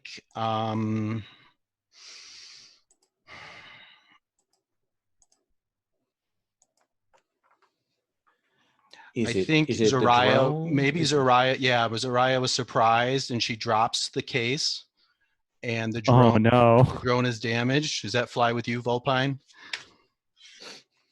Okay. So this grenade hits that you do it quickly enough that they're not expecting it. It fills you can confined area so they don't have a chance to catch before that happens. And they will drop. You get this up on your face. You know that there are alerts going up even as you're doing that, and you hear that crack as Zariah drops the case. And it's that, you've been in one of these stairwells that, pure concrete where it falls. It does that before it kind of slides down to the next landing there. I got it. I'm gonna start running down the stairs after the case with the drone. Okay. So I get on the comms and I to the other two, I'm like, we're made.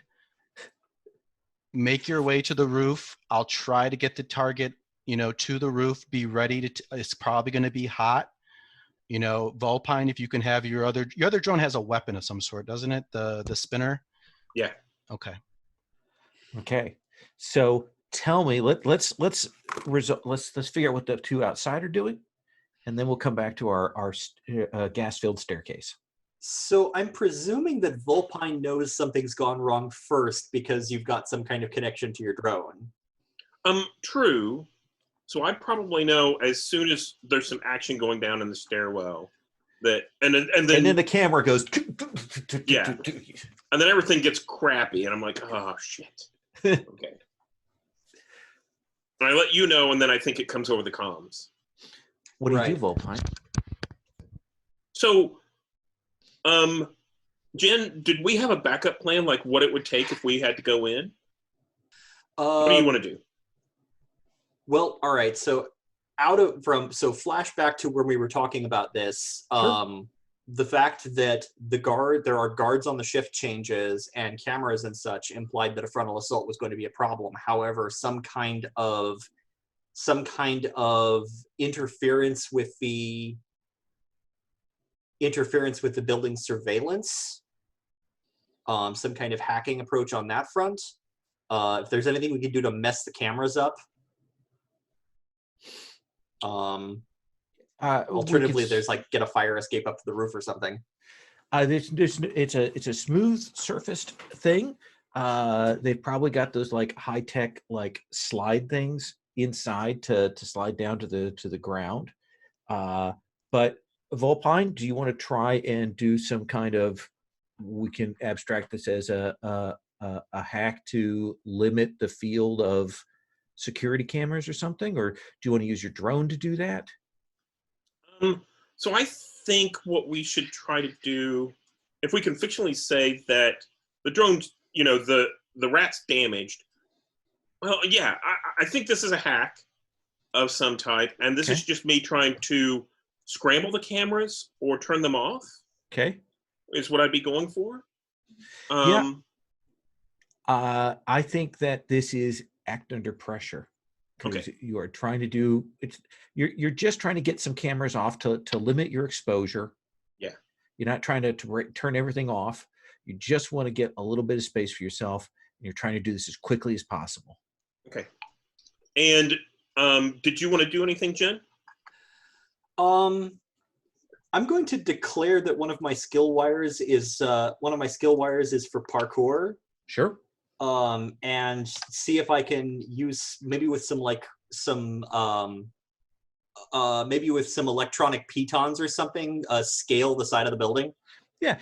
So let's make this a contingent. So act under pressure from Volpine to lower security, get you close and safe. If you can do that, it'll be a simple act under pressure for you to get up the side of it. Does that sound like a fair thing? If Volpine isn't successful, that's going to complicate your action. Sure. Right.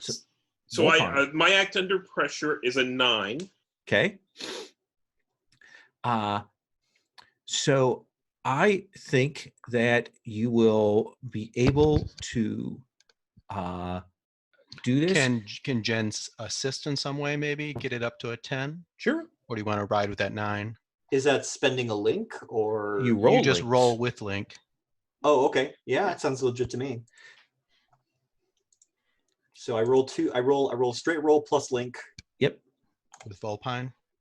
Okay, and that's a 9. That is a 9. So that will push it up to the next result level. So there'd be no cost for Volpine, which then means that you don't have any additional cost on your end.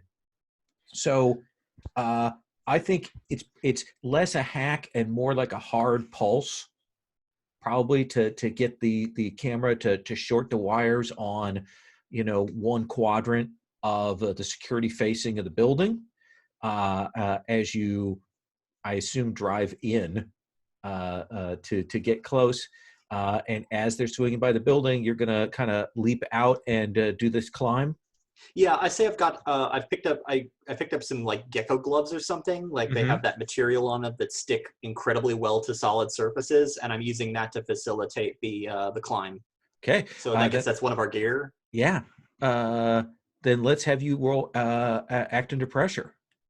Okay. Does the gear spend give me a numeric bonus, or just make it possible? It makes it possible. It'll stick around. Okay. You could use an intel, maybe like you set the gear for this particular surface of this wall or something. Yeah. Maybe it has some sort of like settings you can do. Mm-hmm. I mean, I was watching this building for a while. Yeah. If you want to spend the intel, go ahead. We have 4 intel remaining. Now we have 3. Okay. Sorry for the confusion about the system. Is intel a bonus or? Yeah. What it'll do is you'll roll cool for the act under pressure, and then you'll add another +1. Okay. So that is 8. Intel brings it to 9. Intel brings it to 9.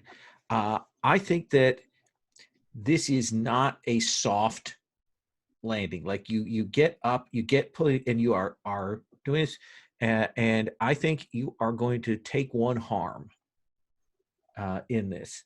Like you are ripping muscles, pulling, getting yourself up on this and quickly as possible. Do you have any armor? I have a coat. Okay. It's armored. So what it'll be is that'll make the damage 0, so you won't take any harm. But the way the system works is you still have to roll the harm move, but with a +0. Okay. And you want low with this, so that's better.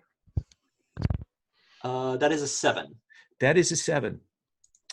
So when you suffer harm, you would reduce it, and then we roll on this, and 79 MC chooses 1.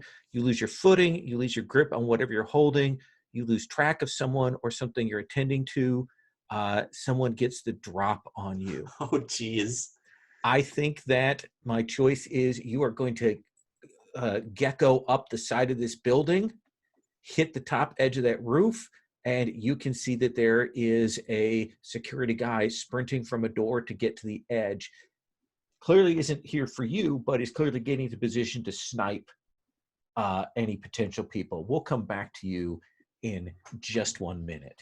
Can I say something real quick? Absolutely. Yeah, so I think this van was literally, we pulled in, and I think Jen was on top and jumped up and geckoed up the building.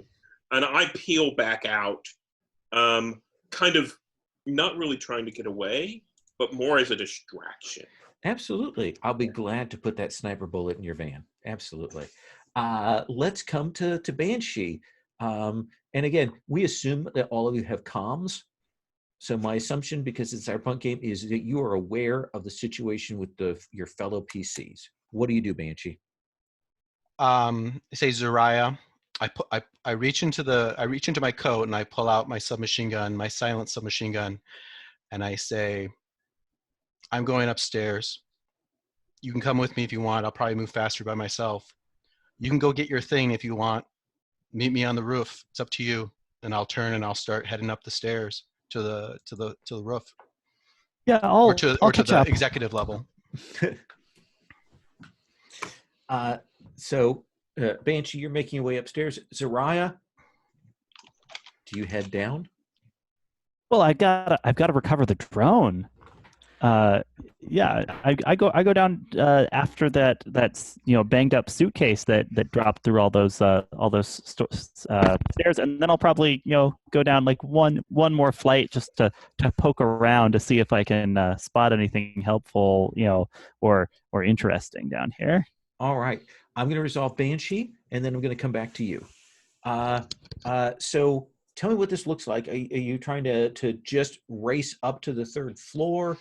How are you doing a little more quiet, covert covering? What do you think, Banshee? I think I'm trying to move quietly at this point. Okay. And I'm moving up. I guess we know that it's on this top floor. So I'm going to move up there expecting, trouble. And I don't know if it's at all possible, if there's like a camera, maybe like building on what Vulpine did to kind of blind the cameras on the outside, if I can build on that and try to do this, send Well, let me say this. How about this? If I burn a piece of gear, maybe I have like another dongle that has like a loop of showing me outside the building, and to draw the guards away and then hopefully clear the way so I can get into the executive floor. Let me make you an offer. Okay. Spend a piece of gear, plus the circumstances has changed, and I will let you re-roll your covert entry. Because you're moving into a different secure area, and this is your specialty. Does that seem fair? Okay. And would I be if it succeeds, would I be continuing like in disguise, or would I be continuing as sort of a cat burglar sneak kind of thing? You can tell me how you play it. Essentially, if you succeed in the covert entry, you'll get that hold to spend to overcome security measures, and you can describe how you want to do that. Okay. Let's say I reach into that, before I leave Zariah, I reach into that container and I pull out my other disguise. Okay. So that I can, my plan B disguise of a security guard, or one of these other very, very similar suits that these other Vaxis security guards had. That's perfect. It's exactly what gear is supposed to be used for. Exactly. So I'll burn a gear. And then I'm rolling my covert entry, right? Absolutely. Roll with cool. Cool. That's a 6. That is a 6. Is anyone near you to help? Well, I got the suit out of Zariah would still be there. She's down there getting into this, doing, I don't know if there's any way you can help me with my disguise. It's great. Like as you're putting it on, I'm like, oh wait, hold on, right? And like I point out that you've got the wrong badge on it. It's the badge from the last mission. It's like, you got to swap that out. Right. Let's have you roll. Oh yes, I forgot I have to roll to help people in this system. This makes it so much less of a sure thing than just spending team in masks, for example. Okay, but this time that's a 12. Dang. So you will, get that straightened up, and you will head down. Banshee, you are going to have one hold, and the main challenge that you have right now is the guards aren't directed at you because there's kind of chaos going around. Security outside, there's been some roof sensors tripped off, there's gas in this hall, but you realize is when you get up to that third floor, you are hiking, that they're going to have alarmed locks on that. And so how are you going to, what does that look like for you disabling that to get in without triggering that you're on the third floor? Right. So I think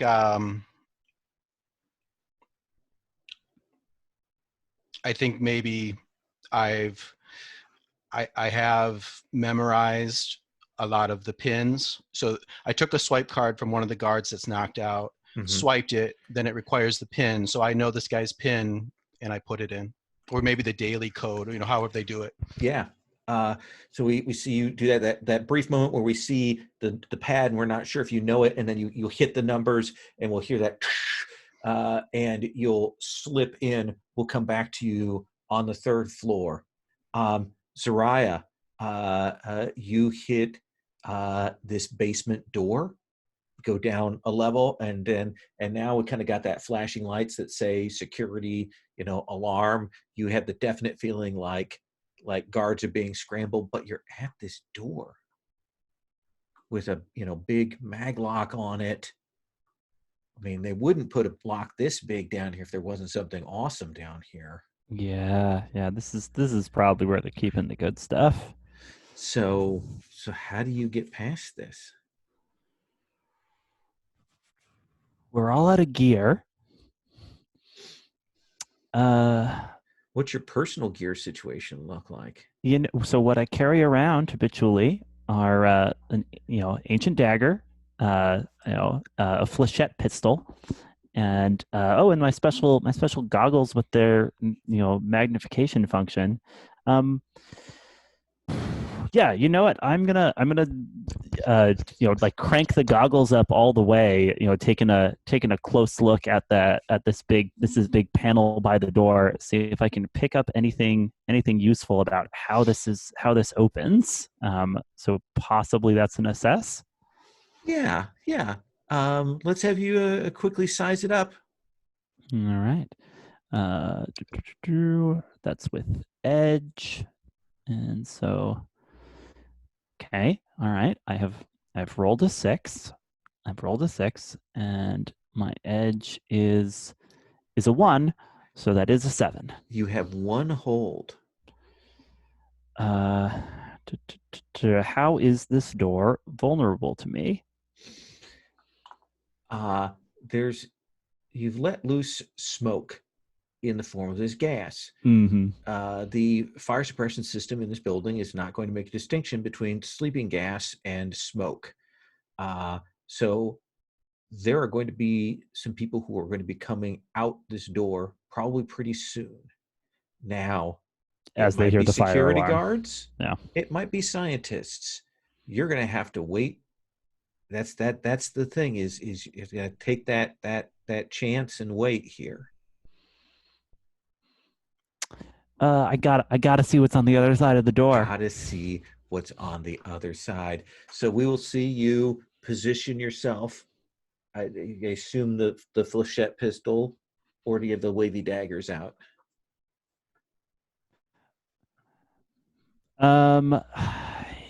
Yeah, let's start with the pistol. Okay. Then I think there'll be that moment when you're waiting, you're aiming,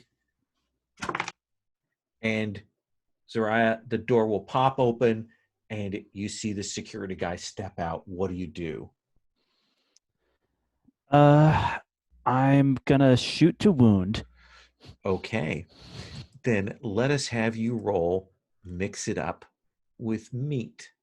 Yeah. My meat is -1. Might be a good time to think about intel. Yeah, I was thinking a little bit about intel. Yeah, we've got some intel to spend. Yeah. You're losing money not spending it. Yeah.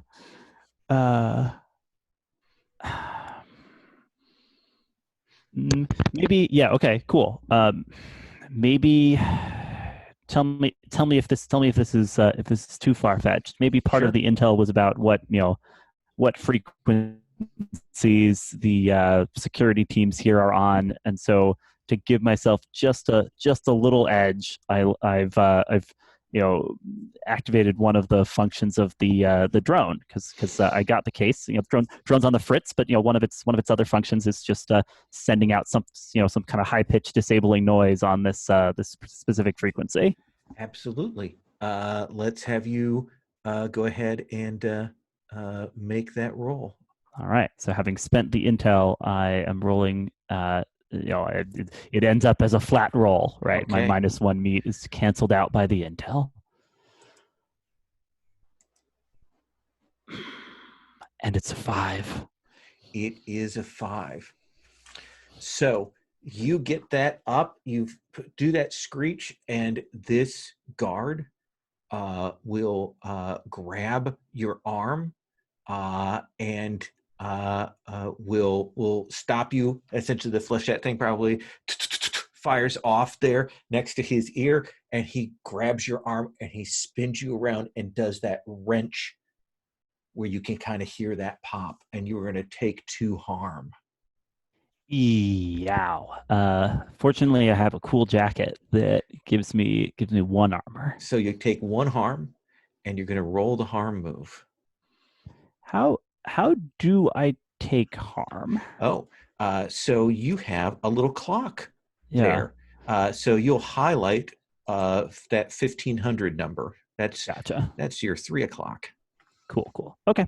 And now I will roll the harm move at +1 for that At harm, +1. right? You would like to fail this roll.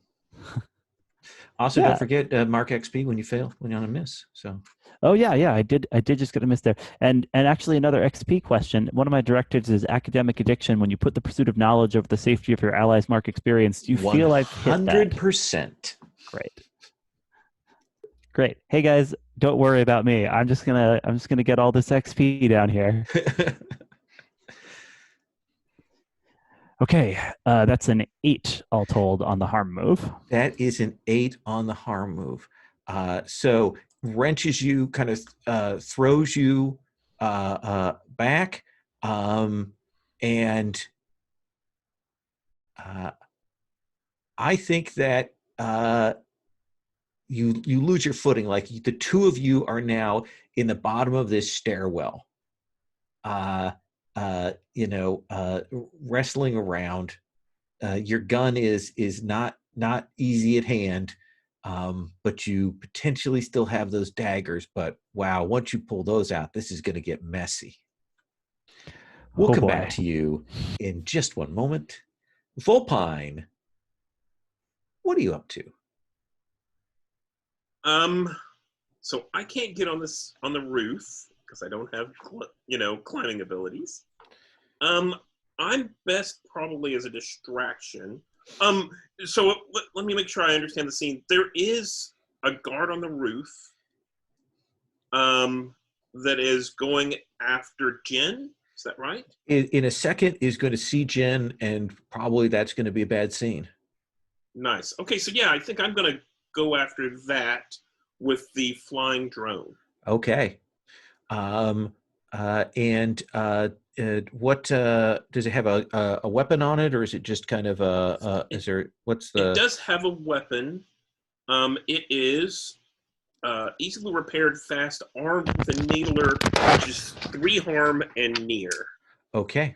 So then let's have you sail this up there, and I believe you may roll synth for this or meat.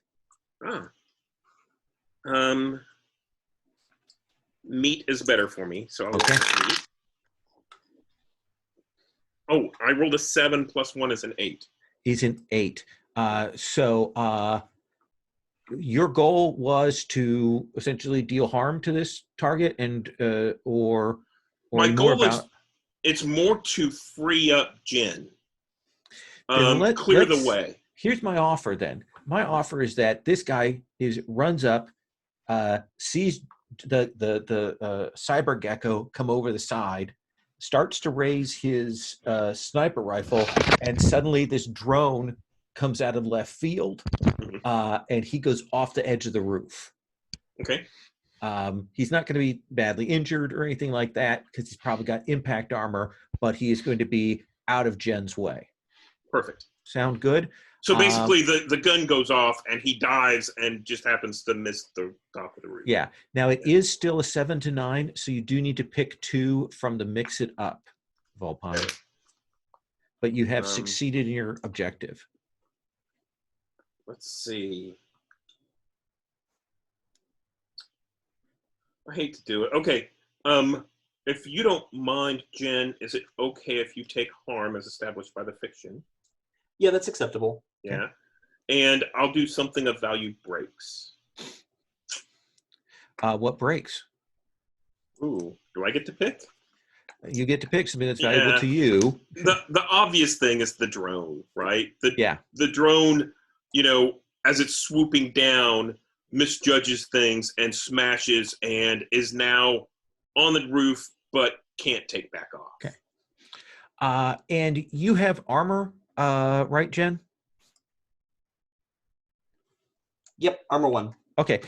So you're again going to roll at a 0 since we're not going to have the sniper rifle hit you, but I think, the rifle butt will come up and smack you as he gets knocked back. Yeah, I appreciate not being shot by a sniper rifle. Yes. That will be +0, 7. Is a 7. So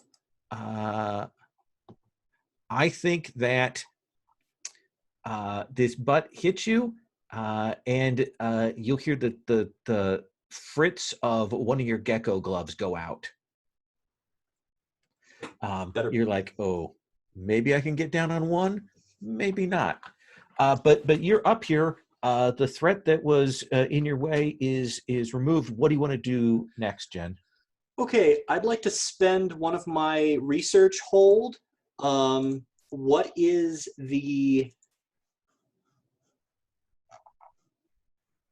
where would I find the quickest route to wherever I think Banshee is? So this guy came up through a security door. He didn't have a chance to close it. So you think following that back, they had to have dispersed out from close to wherever they're holding it. Banshee's coming up the center. If you go down, you may be able to spot and tell Banshee where she needs to go. All right. So yeah, I just roll into a sprint towards that door so I can jam it open and then head down looking for Banshee. Okay. I don't even think that's a roll. I think you can get that open, get down, and you will get down into an area. There is some reinforced glass executive things here. There are some security people, and you will see, you kind of in your mind, you can tell, okay, there's where the stairs are that Banshee has to come up. I can graph to her where she needs to come. And there's a guy who is secured to a chair, who, some physical damage to him, but it's definitely your target. You will notice he is missing a hand when you come through there. So you can spot past that info. You have that info in hand. Banshee, what do you do? So he's transferred this info to me, so I know kind of what I'm coming up against. Mm-hmm. So I think I walk up, like I'm, like a security guard that's reacting to an alarm without any hesitance, with confidence, and go right up to these guys and say, we've got, two hostiles, 3 floors, or on the first floor. Go get them. I'll protect the guard. Okay. Let's have you roll. Or I'll protect this guy. Okay. I know the game doesn't say that, but him burning that hold, can I use his +1 knowing that information? Using his taking advantage of his hold that he burned. You know what I'm saying? Yeah, hold is for generating the info. It doesn't Okay. generate any kind of forward on that. Okay, I was thinking it was I think it was didn't he get the hold from doing an assess? Yeah, or was it something else? Yeah, Jen, she got the hold from her Oh, yeah, started you session do. move. I'm sorry. I forgot the assess. I don't know if that can transfer, though. But I like it. okay. Yes, because Wonderful. that was what Jen was acting to do, so I think that makes sense. So Okay. give you that +1. Here's the next question. I have one of my skill wires is corporate protocol, procedures, and language. Mhm. Can I use that, to help pretending to be a security guard? Yeah. Knowing the right language that these guys would use. Would you want an extra 1 on your roll, or do you want the scale of your effect to be larger? I like let's do the scale of effect. Okay, Because I got one other one. I have a move called Master of, no, that's not it. I have a piece of equipment called a Disguise Kit, which gives me a +1 ongoing to avoid being detected while successfully maintaining a fake persona. So you got +2 to your roll from those things. All that stuff, and a little more effect. And this is style, right? Yep. I got a +2 in that too, so I can't fail. There's almost no chance that you could fail. All right, good thing I had all that because I got a 4. You can say that now. 4 plus 4 is 8, Whew, so 8. I just barely made it. But you've got great effect. So I think that even with the hesitation, the noise, the things that are going on, they've had to stand by this guy. They've been sitting here getting antsy. They're excited because they caught an infiltrator, but now there's shit going down, and they're like, okay. And they you know, and they are down those stairs. They're gonna take out anybody who's in that stairway. They are absolutely on it. So I'm like, Zariah, it's time to go. I hope you're almost here. Meanwhile, at the bottom of the stairs, Zariah. Sorry, little busy. Yeah. I will try to work out my pair of punch daggers. I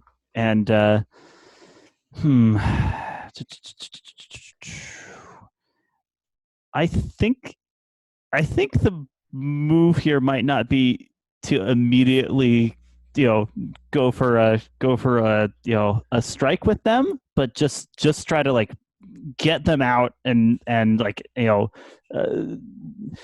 try to say to this guy, look, I clearly care about this more than you. You do not want to stick around when these things go off. Is he gonna play hardball? Yeah, and like just with like the edge of a bluff, a bluff that the daggers are like, super magical and will do some really weird thing to him as opposed to just stabbing him. And he's wrestling with an adjunct professor woman, got the flechette away from you, and suddenly there are freaking daggers in the equation. So let's see. Okay. Yeah, I don't think I have any thing that adds a bonus to this, so I think I'm just rolling with edge and seeing what happens. Cool.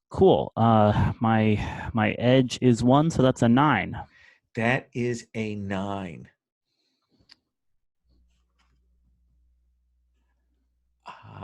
I like the idea that they're still worried about the fire, and they will roll away, and they do that thing where they kick you kind of in the solar plexus as they push off, and they take off up the stairs, and they are shouting, "There's an intruder in the secure room." And I'll like say helpfully, you might want to hold your breath a little more. Yeah, and you get this off, and you can kind of roll in, and you will see this room. It's fancy. They've got all kinds of scanning equipment and things, and you will see that there is in the center of one of these sort of scanner pedestals, this head. It sort of looks like it's stone, but maybe not. It's hard to tell by the coloration. It looks like a head, but the head is made up of all these hands, like they're interlocked and together, like all put together in that shape to form this head. And you realize that there are different colorations, maybe different skin tone to these hands that have this head, and you definitely get a bad feeling about this thing. What do you want to do? I wonder if my publisher perish move might trigger here. I think that seems like a reasonable one. Yeah, your research is leading you into some very interesting places, and you've started to connect the dots. When you work to connect current events with historical precedent, roll plus mine. So I'm like walking around trying to get every angle on this we're hearing thing. The wait, and that dims in the background as you're walking around it. Yeah. Let's have you roll. And I'm rolling with mind. Nice. To find out what I might know or be able to put together about this thing. I regret to inform you that Snake Eyes. Oh no. So I think there's that moment when you kind of start to look at it and you kind of turn around and the fingers move such that the eyes open. And I think that is the last thing that you remember. Just the Yep. last thing. And I think we cut a little bit to upstairs. We'll let me do Volpine, and then I'm going to say what Jen and Banshee see in the course of this. Volpine, what are you doing? So I think I've got 2 drones down. Yeah.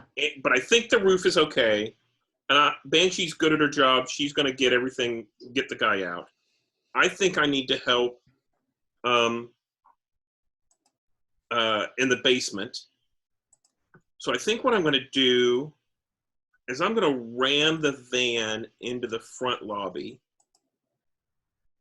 And once I'm through like that front area, drop gas grenades so that it's clear to help her get back up. Let's do act under pressure. Let's bundle this all into a single move to see how well this goes. Yeah, it can't go wrong. Act under pressure is cool. Yeah. Okay. I got a 5 plus 1 is a 6. So I think you will ram this van into the front of this building. Yeah. And it is reinforced. And you will hear that crunch as the front plate of your murder van goes into it, and then that revving sound.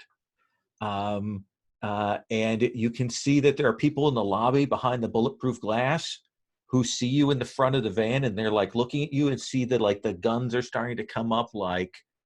And I just. Okay. Jen, Banshee, you're up at the top. Banshee, you're like, okay, I've got these guys fooled. Jen, you've come down, you're in position, and you will hear as it's getting that sound getting louder of kind of screaming from the pit of the soul, and you see Zariah running like madly, like she's clearly hurt herself running up these stairs. And her throat is going hoarse from this. What do you do, Banshee? Say,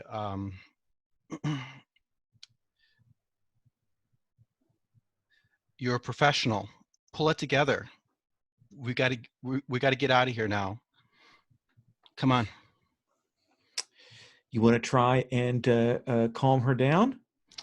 Yeah, I don't know. Is that straight talk, talk tough, or whatever? What do they call that? I'm not sure which one that would be. I think you could do fast talk.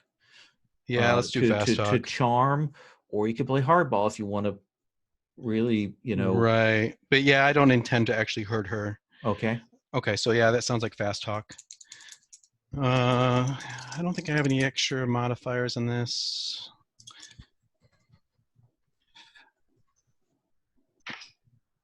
Got an 8 plus 2 is 10.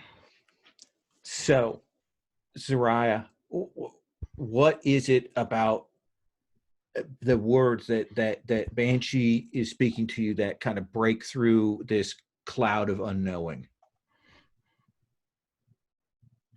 I think it's just the kind of contact again with the world of the mission, right? And not the world of whatever I looked into deep in the basement of this place. So I think I blink fast a bunch of times here, and then kind of nod and say, yes, you're right. I am a professional.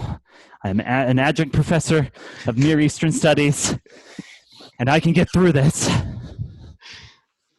As a bonus, you get an XP if you do what I say on that move, if I roll a 10 plus. Mm-hmm. And what exactly did you say? You said just to pull yourself together and let's get out of here. I'm totally on board with that. Okay. Tell me someone fried the computer.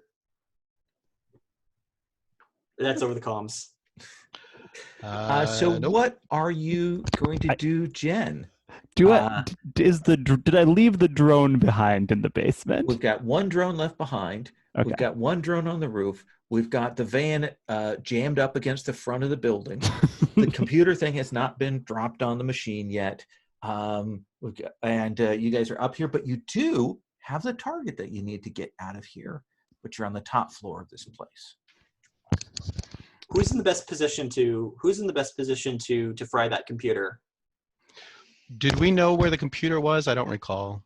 No, I haven't had a chance. You guys have been focused on this. You haven't found the servers yet. Yeah. Also, the dongle that we wanted, the dongle that they prepared for us to use is in the rat that's in the basement. Oh yeah. Yeah. So facepalm, Jen, we got to go back down in there.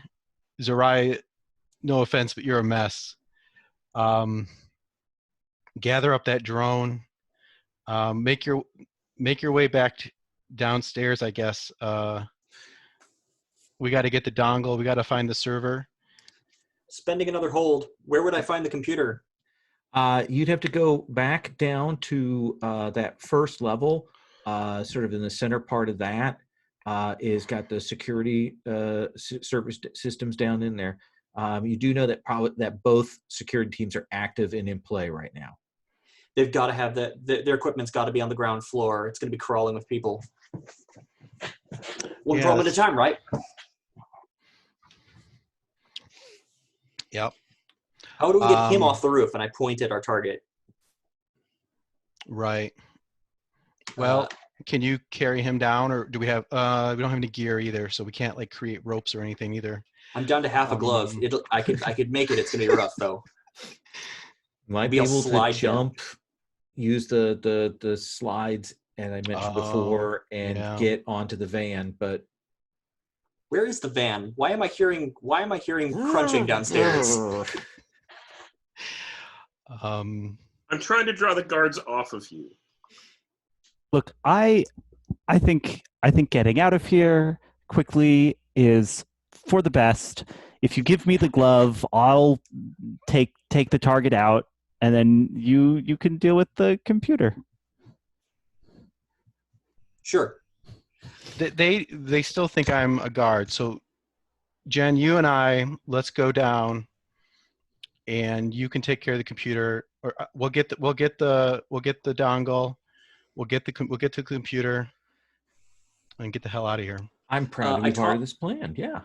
I toss Zaria my working gecko glove and say, "You can hold your weight, I think."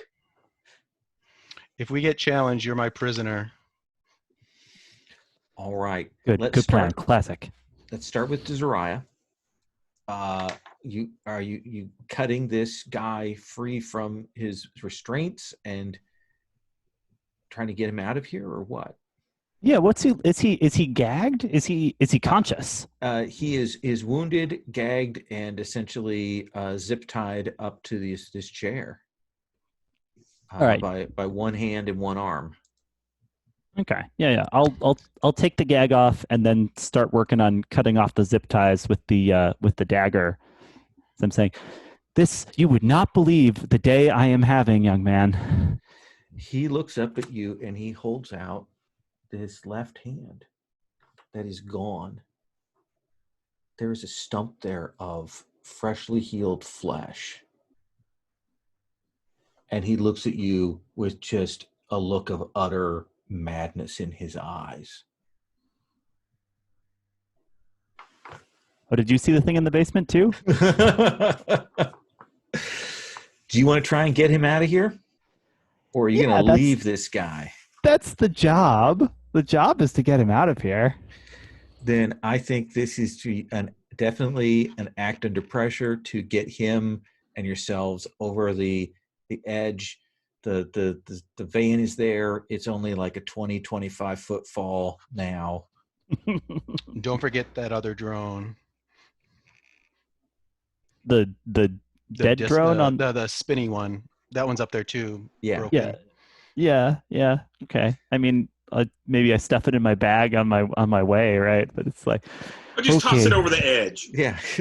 Oh yeah. But I'm like looking over the edge, having like dragged this difficult rescuee with me, and then I kick it over the edge just to get a sense of the like drop I'm looking at here. I'm like, okay. And it looks dangerous. It shatters, and you're like, oh shit. It's okay. Let's have you roll. So I say, okay, hold on tight as I'm getting ready to like go down the wall with my one gecko glove and like probably holding out the like dagger in my other hand, just in case like stabbing into the wall is going to be helpful at some point along the way. And carrying this guy, right? Yeah, I'm having him like hold on to me like around the shoulders. See if this will be fine. This will be fine. I'm acting under pressure with cool. I'm so glad you guys have trusted me with this important task after all the stuff I've done so far in this mission. Do we have any more intel? Yes, you do. Should I use one more bit of intel on this Yes, bit of exfil, since this is the mission? You use half the remaining intel. Yeah. All right. One more bit of intel to say we'd gotten a bead on the like stretch of wall that was like least interrupted by windows or anything else that's gonna like knock me off as I'm going down. Okay. All right. Rolling with cool. With the +1, that's a 10. Holy moly! That glove overheats at the end, but it holds you as it, you hit the slide function on it. You slide down that wall. It's like the last foot that it lets go, and you two of you will land on the top of this. Vulpine, are you peeling rubber out of there? Absolutely. I think that we've got the guy. I don't know why why Jen and Banshee are still inside, but I'll say over the comms, they're doing the computer thing. Yeah. But we got our guy. Let's put some distance between us. They'll catch up. Yeah. Then you can roll cool or synth to peel away without getting raked by gunfire here. Let's do cool. And I rolled a 10, so that's 11. So you do, like they have raised their guns. You hear the dunk dunk as the two hit the roof, and you will peel back and spin back as just gunfire just shatters the front window of this building and just sprays out as you are peeling out. And I've probably stabbed my dagger through the roof of the van just to have something to hold on to up there. Absolutely. So Banshee, you and Jen are trying to make your way through this chaos. I think that you are definitely going to have to make another fast talk. Tell me what is the moment that requires you to kind of stop and with your prisoner and convince them. I think I hear the noise of the van and the gunfire that's after them, shooting after them, and I come around the corner and the guards. There's that moment where they're like, what should we do next? And I come out and I push Jen kind of back around, keep her, from appearing around the corner. And I go, well, get in the cars and get after them. Let's have you roll style. We've still got the +1 for the disguise. +4 overall. That's a 9. That is a 9. I think that there will be that bit where they move on past you, but they head on. You can move down thing, but you'll realize that at least one of those guys had a pair of cyber eyes and got your image and biometrics, and that may come back to bite you in the ass. Okay.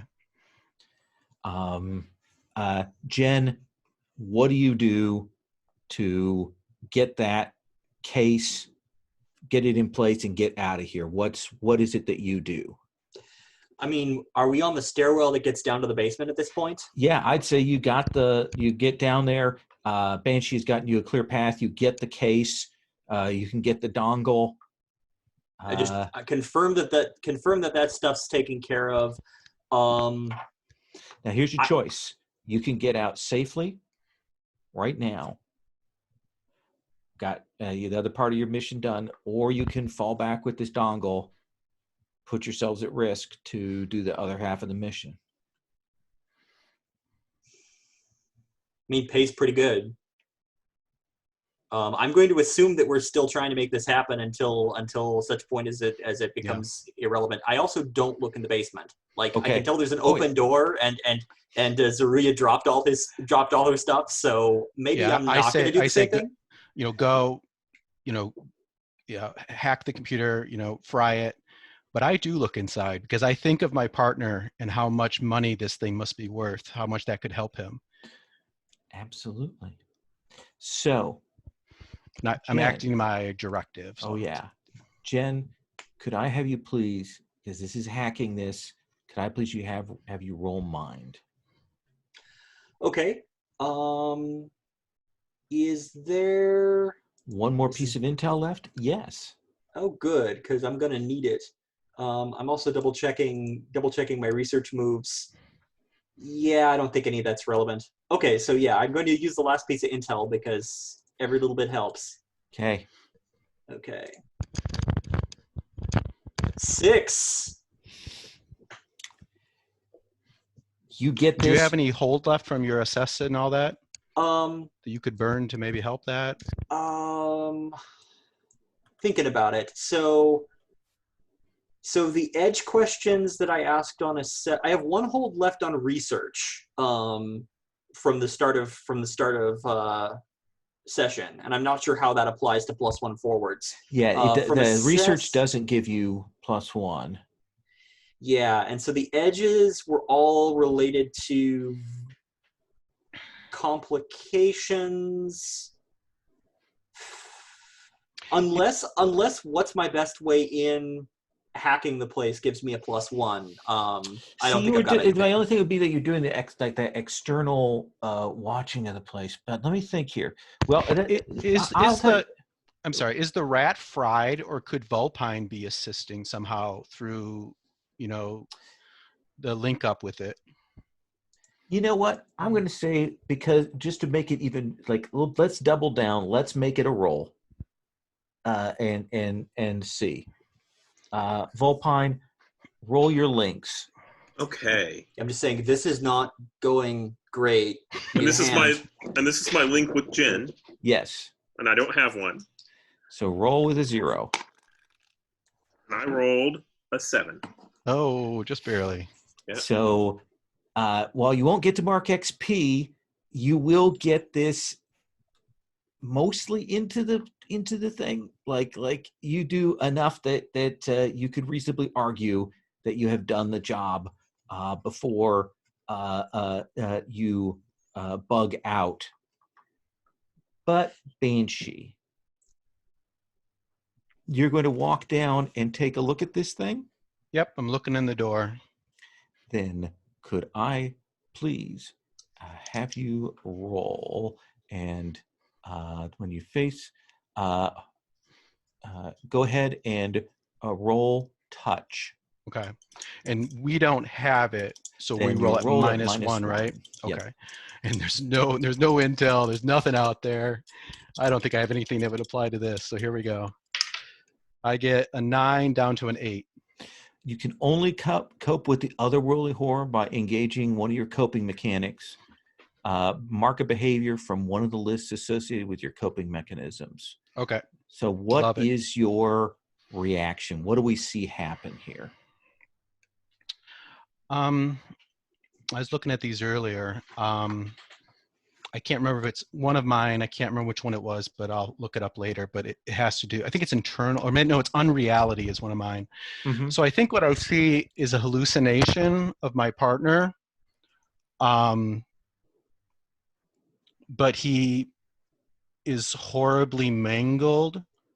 Blood is pouring off of him. And maybe it's like one of those like event horizon flashes, you know, Yeah. it's like just a couple frames. And I think you'll do that thing where you pull back away from that. There's probably the jump scare hand on your shoulder from Jen of Right. like we should go. Is the hand there? No, No? because all the hands are in the head. So the head with hands is still on the pedestal. The pedestal thing, yeah. Is that there? Oh yeah, that's what you're seeing. Can we take that? I think jumble with that into this roll, case? I think that you do not want. I think your brain is we've got to get away from this thing. Girl, this is above our pay grade. Right. This is probably the first time you've seen her really shaken and, tearing up, and you just kind of pull me away. I don't even resist. Right. Come on, let's get you to the van. There's more lies. There's more escaping. There's more fleeing.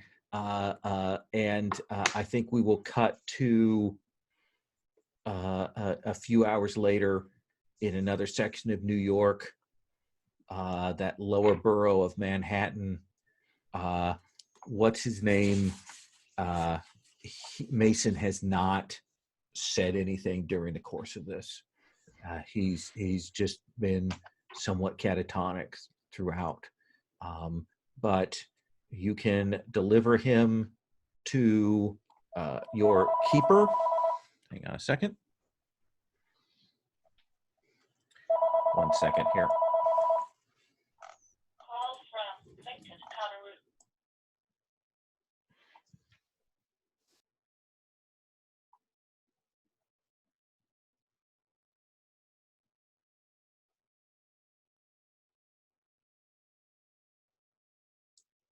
We messed that up all kinds of ways. Made some kind of hamburger out of the computer. Yeah. We've got the guy we were supposed to get. I call it a win. Yep. We spent all of our intel and all of our gear, which is great. I think we actually have one intel outstanding, right? No, I think we spent it. No, we burned every single bit. Yeah. Did we successfully retcon me spending intel to climb the building? Because I actually had a +1 from a different source. I don't think Lowell sees that. Okay. I know when I run a game, I can't really follow the chat, so I'm sure he missed whatever you said. Yeah. Yeah. So to get the same number on the roll that I would have otherwise gotten, we could possibly take the intel I had back. a couple like that too, where I missed +1s, and it happens. Oh, what happened? Oh well. Oh, it's a ways trying to back. figure out Don't how worry much- about it. Yeah. Okay. Sorry, that was a work thing for Sherry. No worries. And of course, she's in the game in the other room. So, so we will cut to that. We will see not Mr. Lee, but clearly one of the representatives of your company, who will kind of get the quick debrief on this. And he says that the viral payload was delivered to the computer. All right. Kind of looks over, looks at Mason, looks at Mason's, where Mason's missing the hand, that like confirms something for them. And he's like, okay. You guys can roll with a +3 for get paid. You have, because that's the max is +3. Someone who's not me should make this roll. Will, why don't you go and do it? Sure. What's the worst that could happen? 10. 10. Damn. There we go. So you get 3 choices from getting paid. The choices are: it's not an ambush, you're paid in full, the employer is identifiable, don't worry about that, we've already established that, meeting doesn't attract the attention of outside parties, or you learned something from the mission, everyone marks XP. XP. Yeah, we got to get that XP. So XP We learned a lot. XP is 1. You have 2 more picks. Given the choice between suffering a setup or an ambush and attracting attention, I kind of like attracting attention. and not suffering an ambush. So But we do get paid though, right? We do Yes. get paid. Let's Not get an- paid. not an ambush. Let's get paid. so Not an ambush, but we do attract attention. Yeah, I like that. Okay, and you've still got one more pick. Well, we're gonna get paid. We're gonna get an XP, and we're not gonna get ambushed. Okay. Is that right? That's correct. That sounds good to me. Everyone Yeah. is going to get 4 cred. And for each of the steps along the mission, you're going to get 5 more XP. Technically, I should have been having you mark that as you accomplish the steps, but it's 5 steps in total. So you'll get 5 XP. So is that 5 XP as just the like overall XP we're getting from choosing you learn something from the mission? No, you'll actually get a 6th one for that. So you get Nice. 6 XP. So that puts me at 1 advance. Sweet. That means you failed 4 times. Wow. Yep. All right. Well, we'll go through those advances next time. Typically with the game like this, I usually do stars and wishes every other session. So we'll stop in and check and do that then. Next time, I'll have a couple missions to choose from. And at the start of the session, I'll also check and make sure everybody's happy with their stat arrays, with their moves, all of that kind of stuff. Because you feel free to swap those around. Sound good? Yep. Sounds good All to me. Thank you. That was pretty fun. And I enjoyed the play. I'm liking these characters, and I'm looking forward to next time. Yep. A lot of fun. Is Thank everyone you, okay everybody. with me posting this? Yep, absolutely. Okay, Works great. for me. I will do that. Thank you so much. You know, and the video and the audio was really good after we got going. I didn't really notice any of those hang-ups that we had early on. I what think it's it worth. was probably the incompatibilities of The versions, things. yeah. So Okay. we've gotten good. All right. All right. Thanks so much.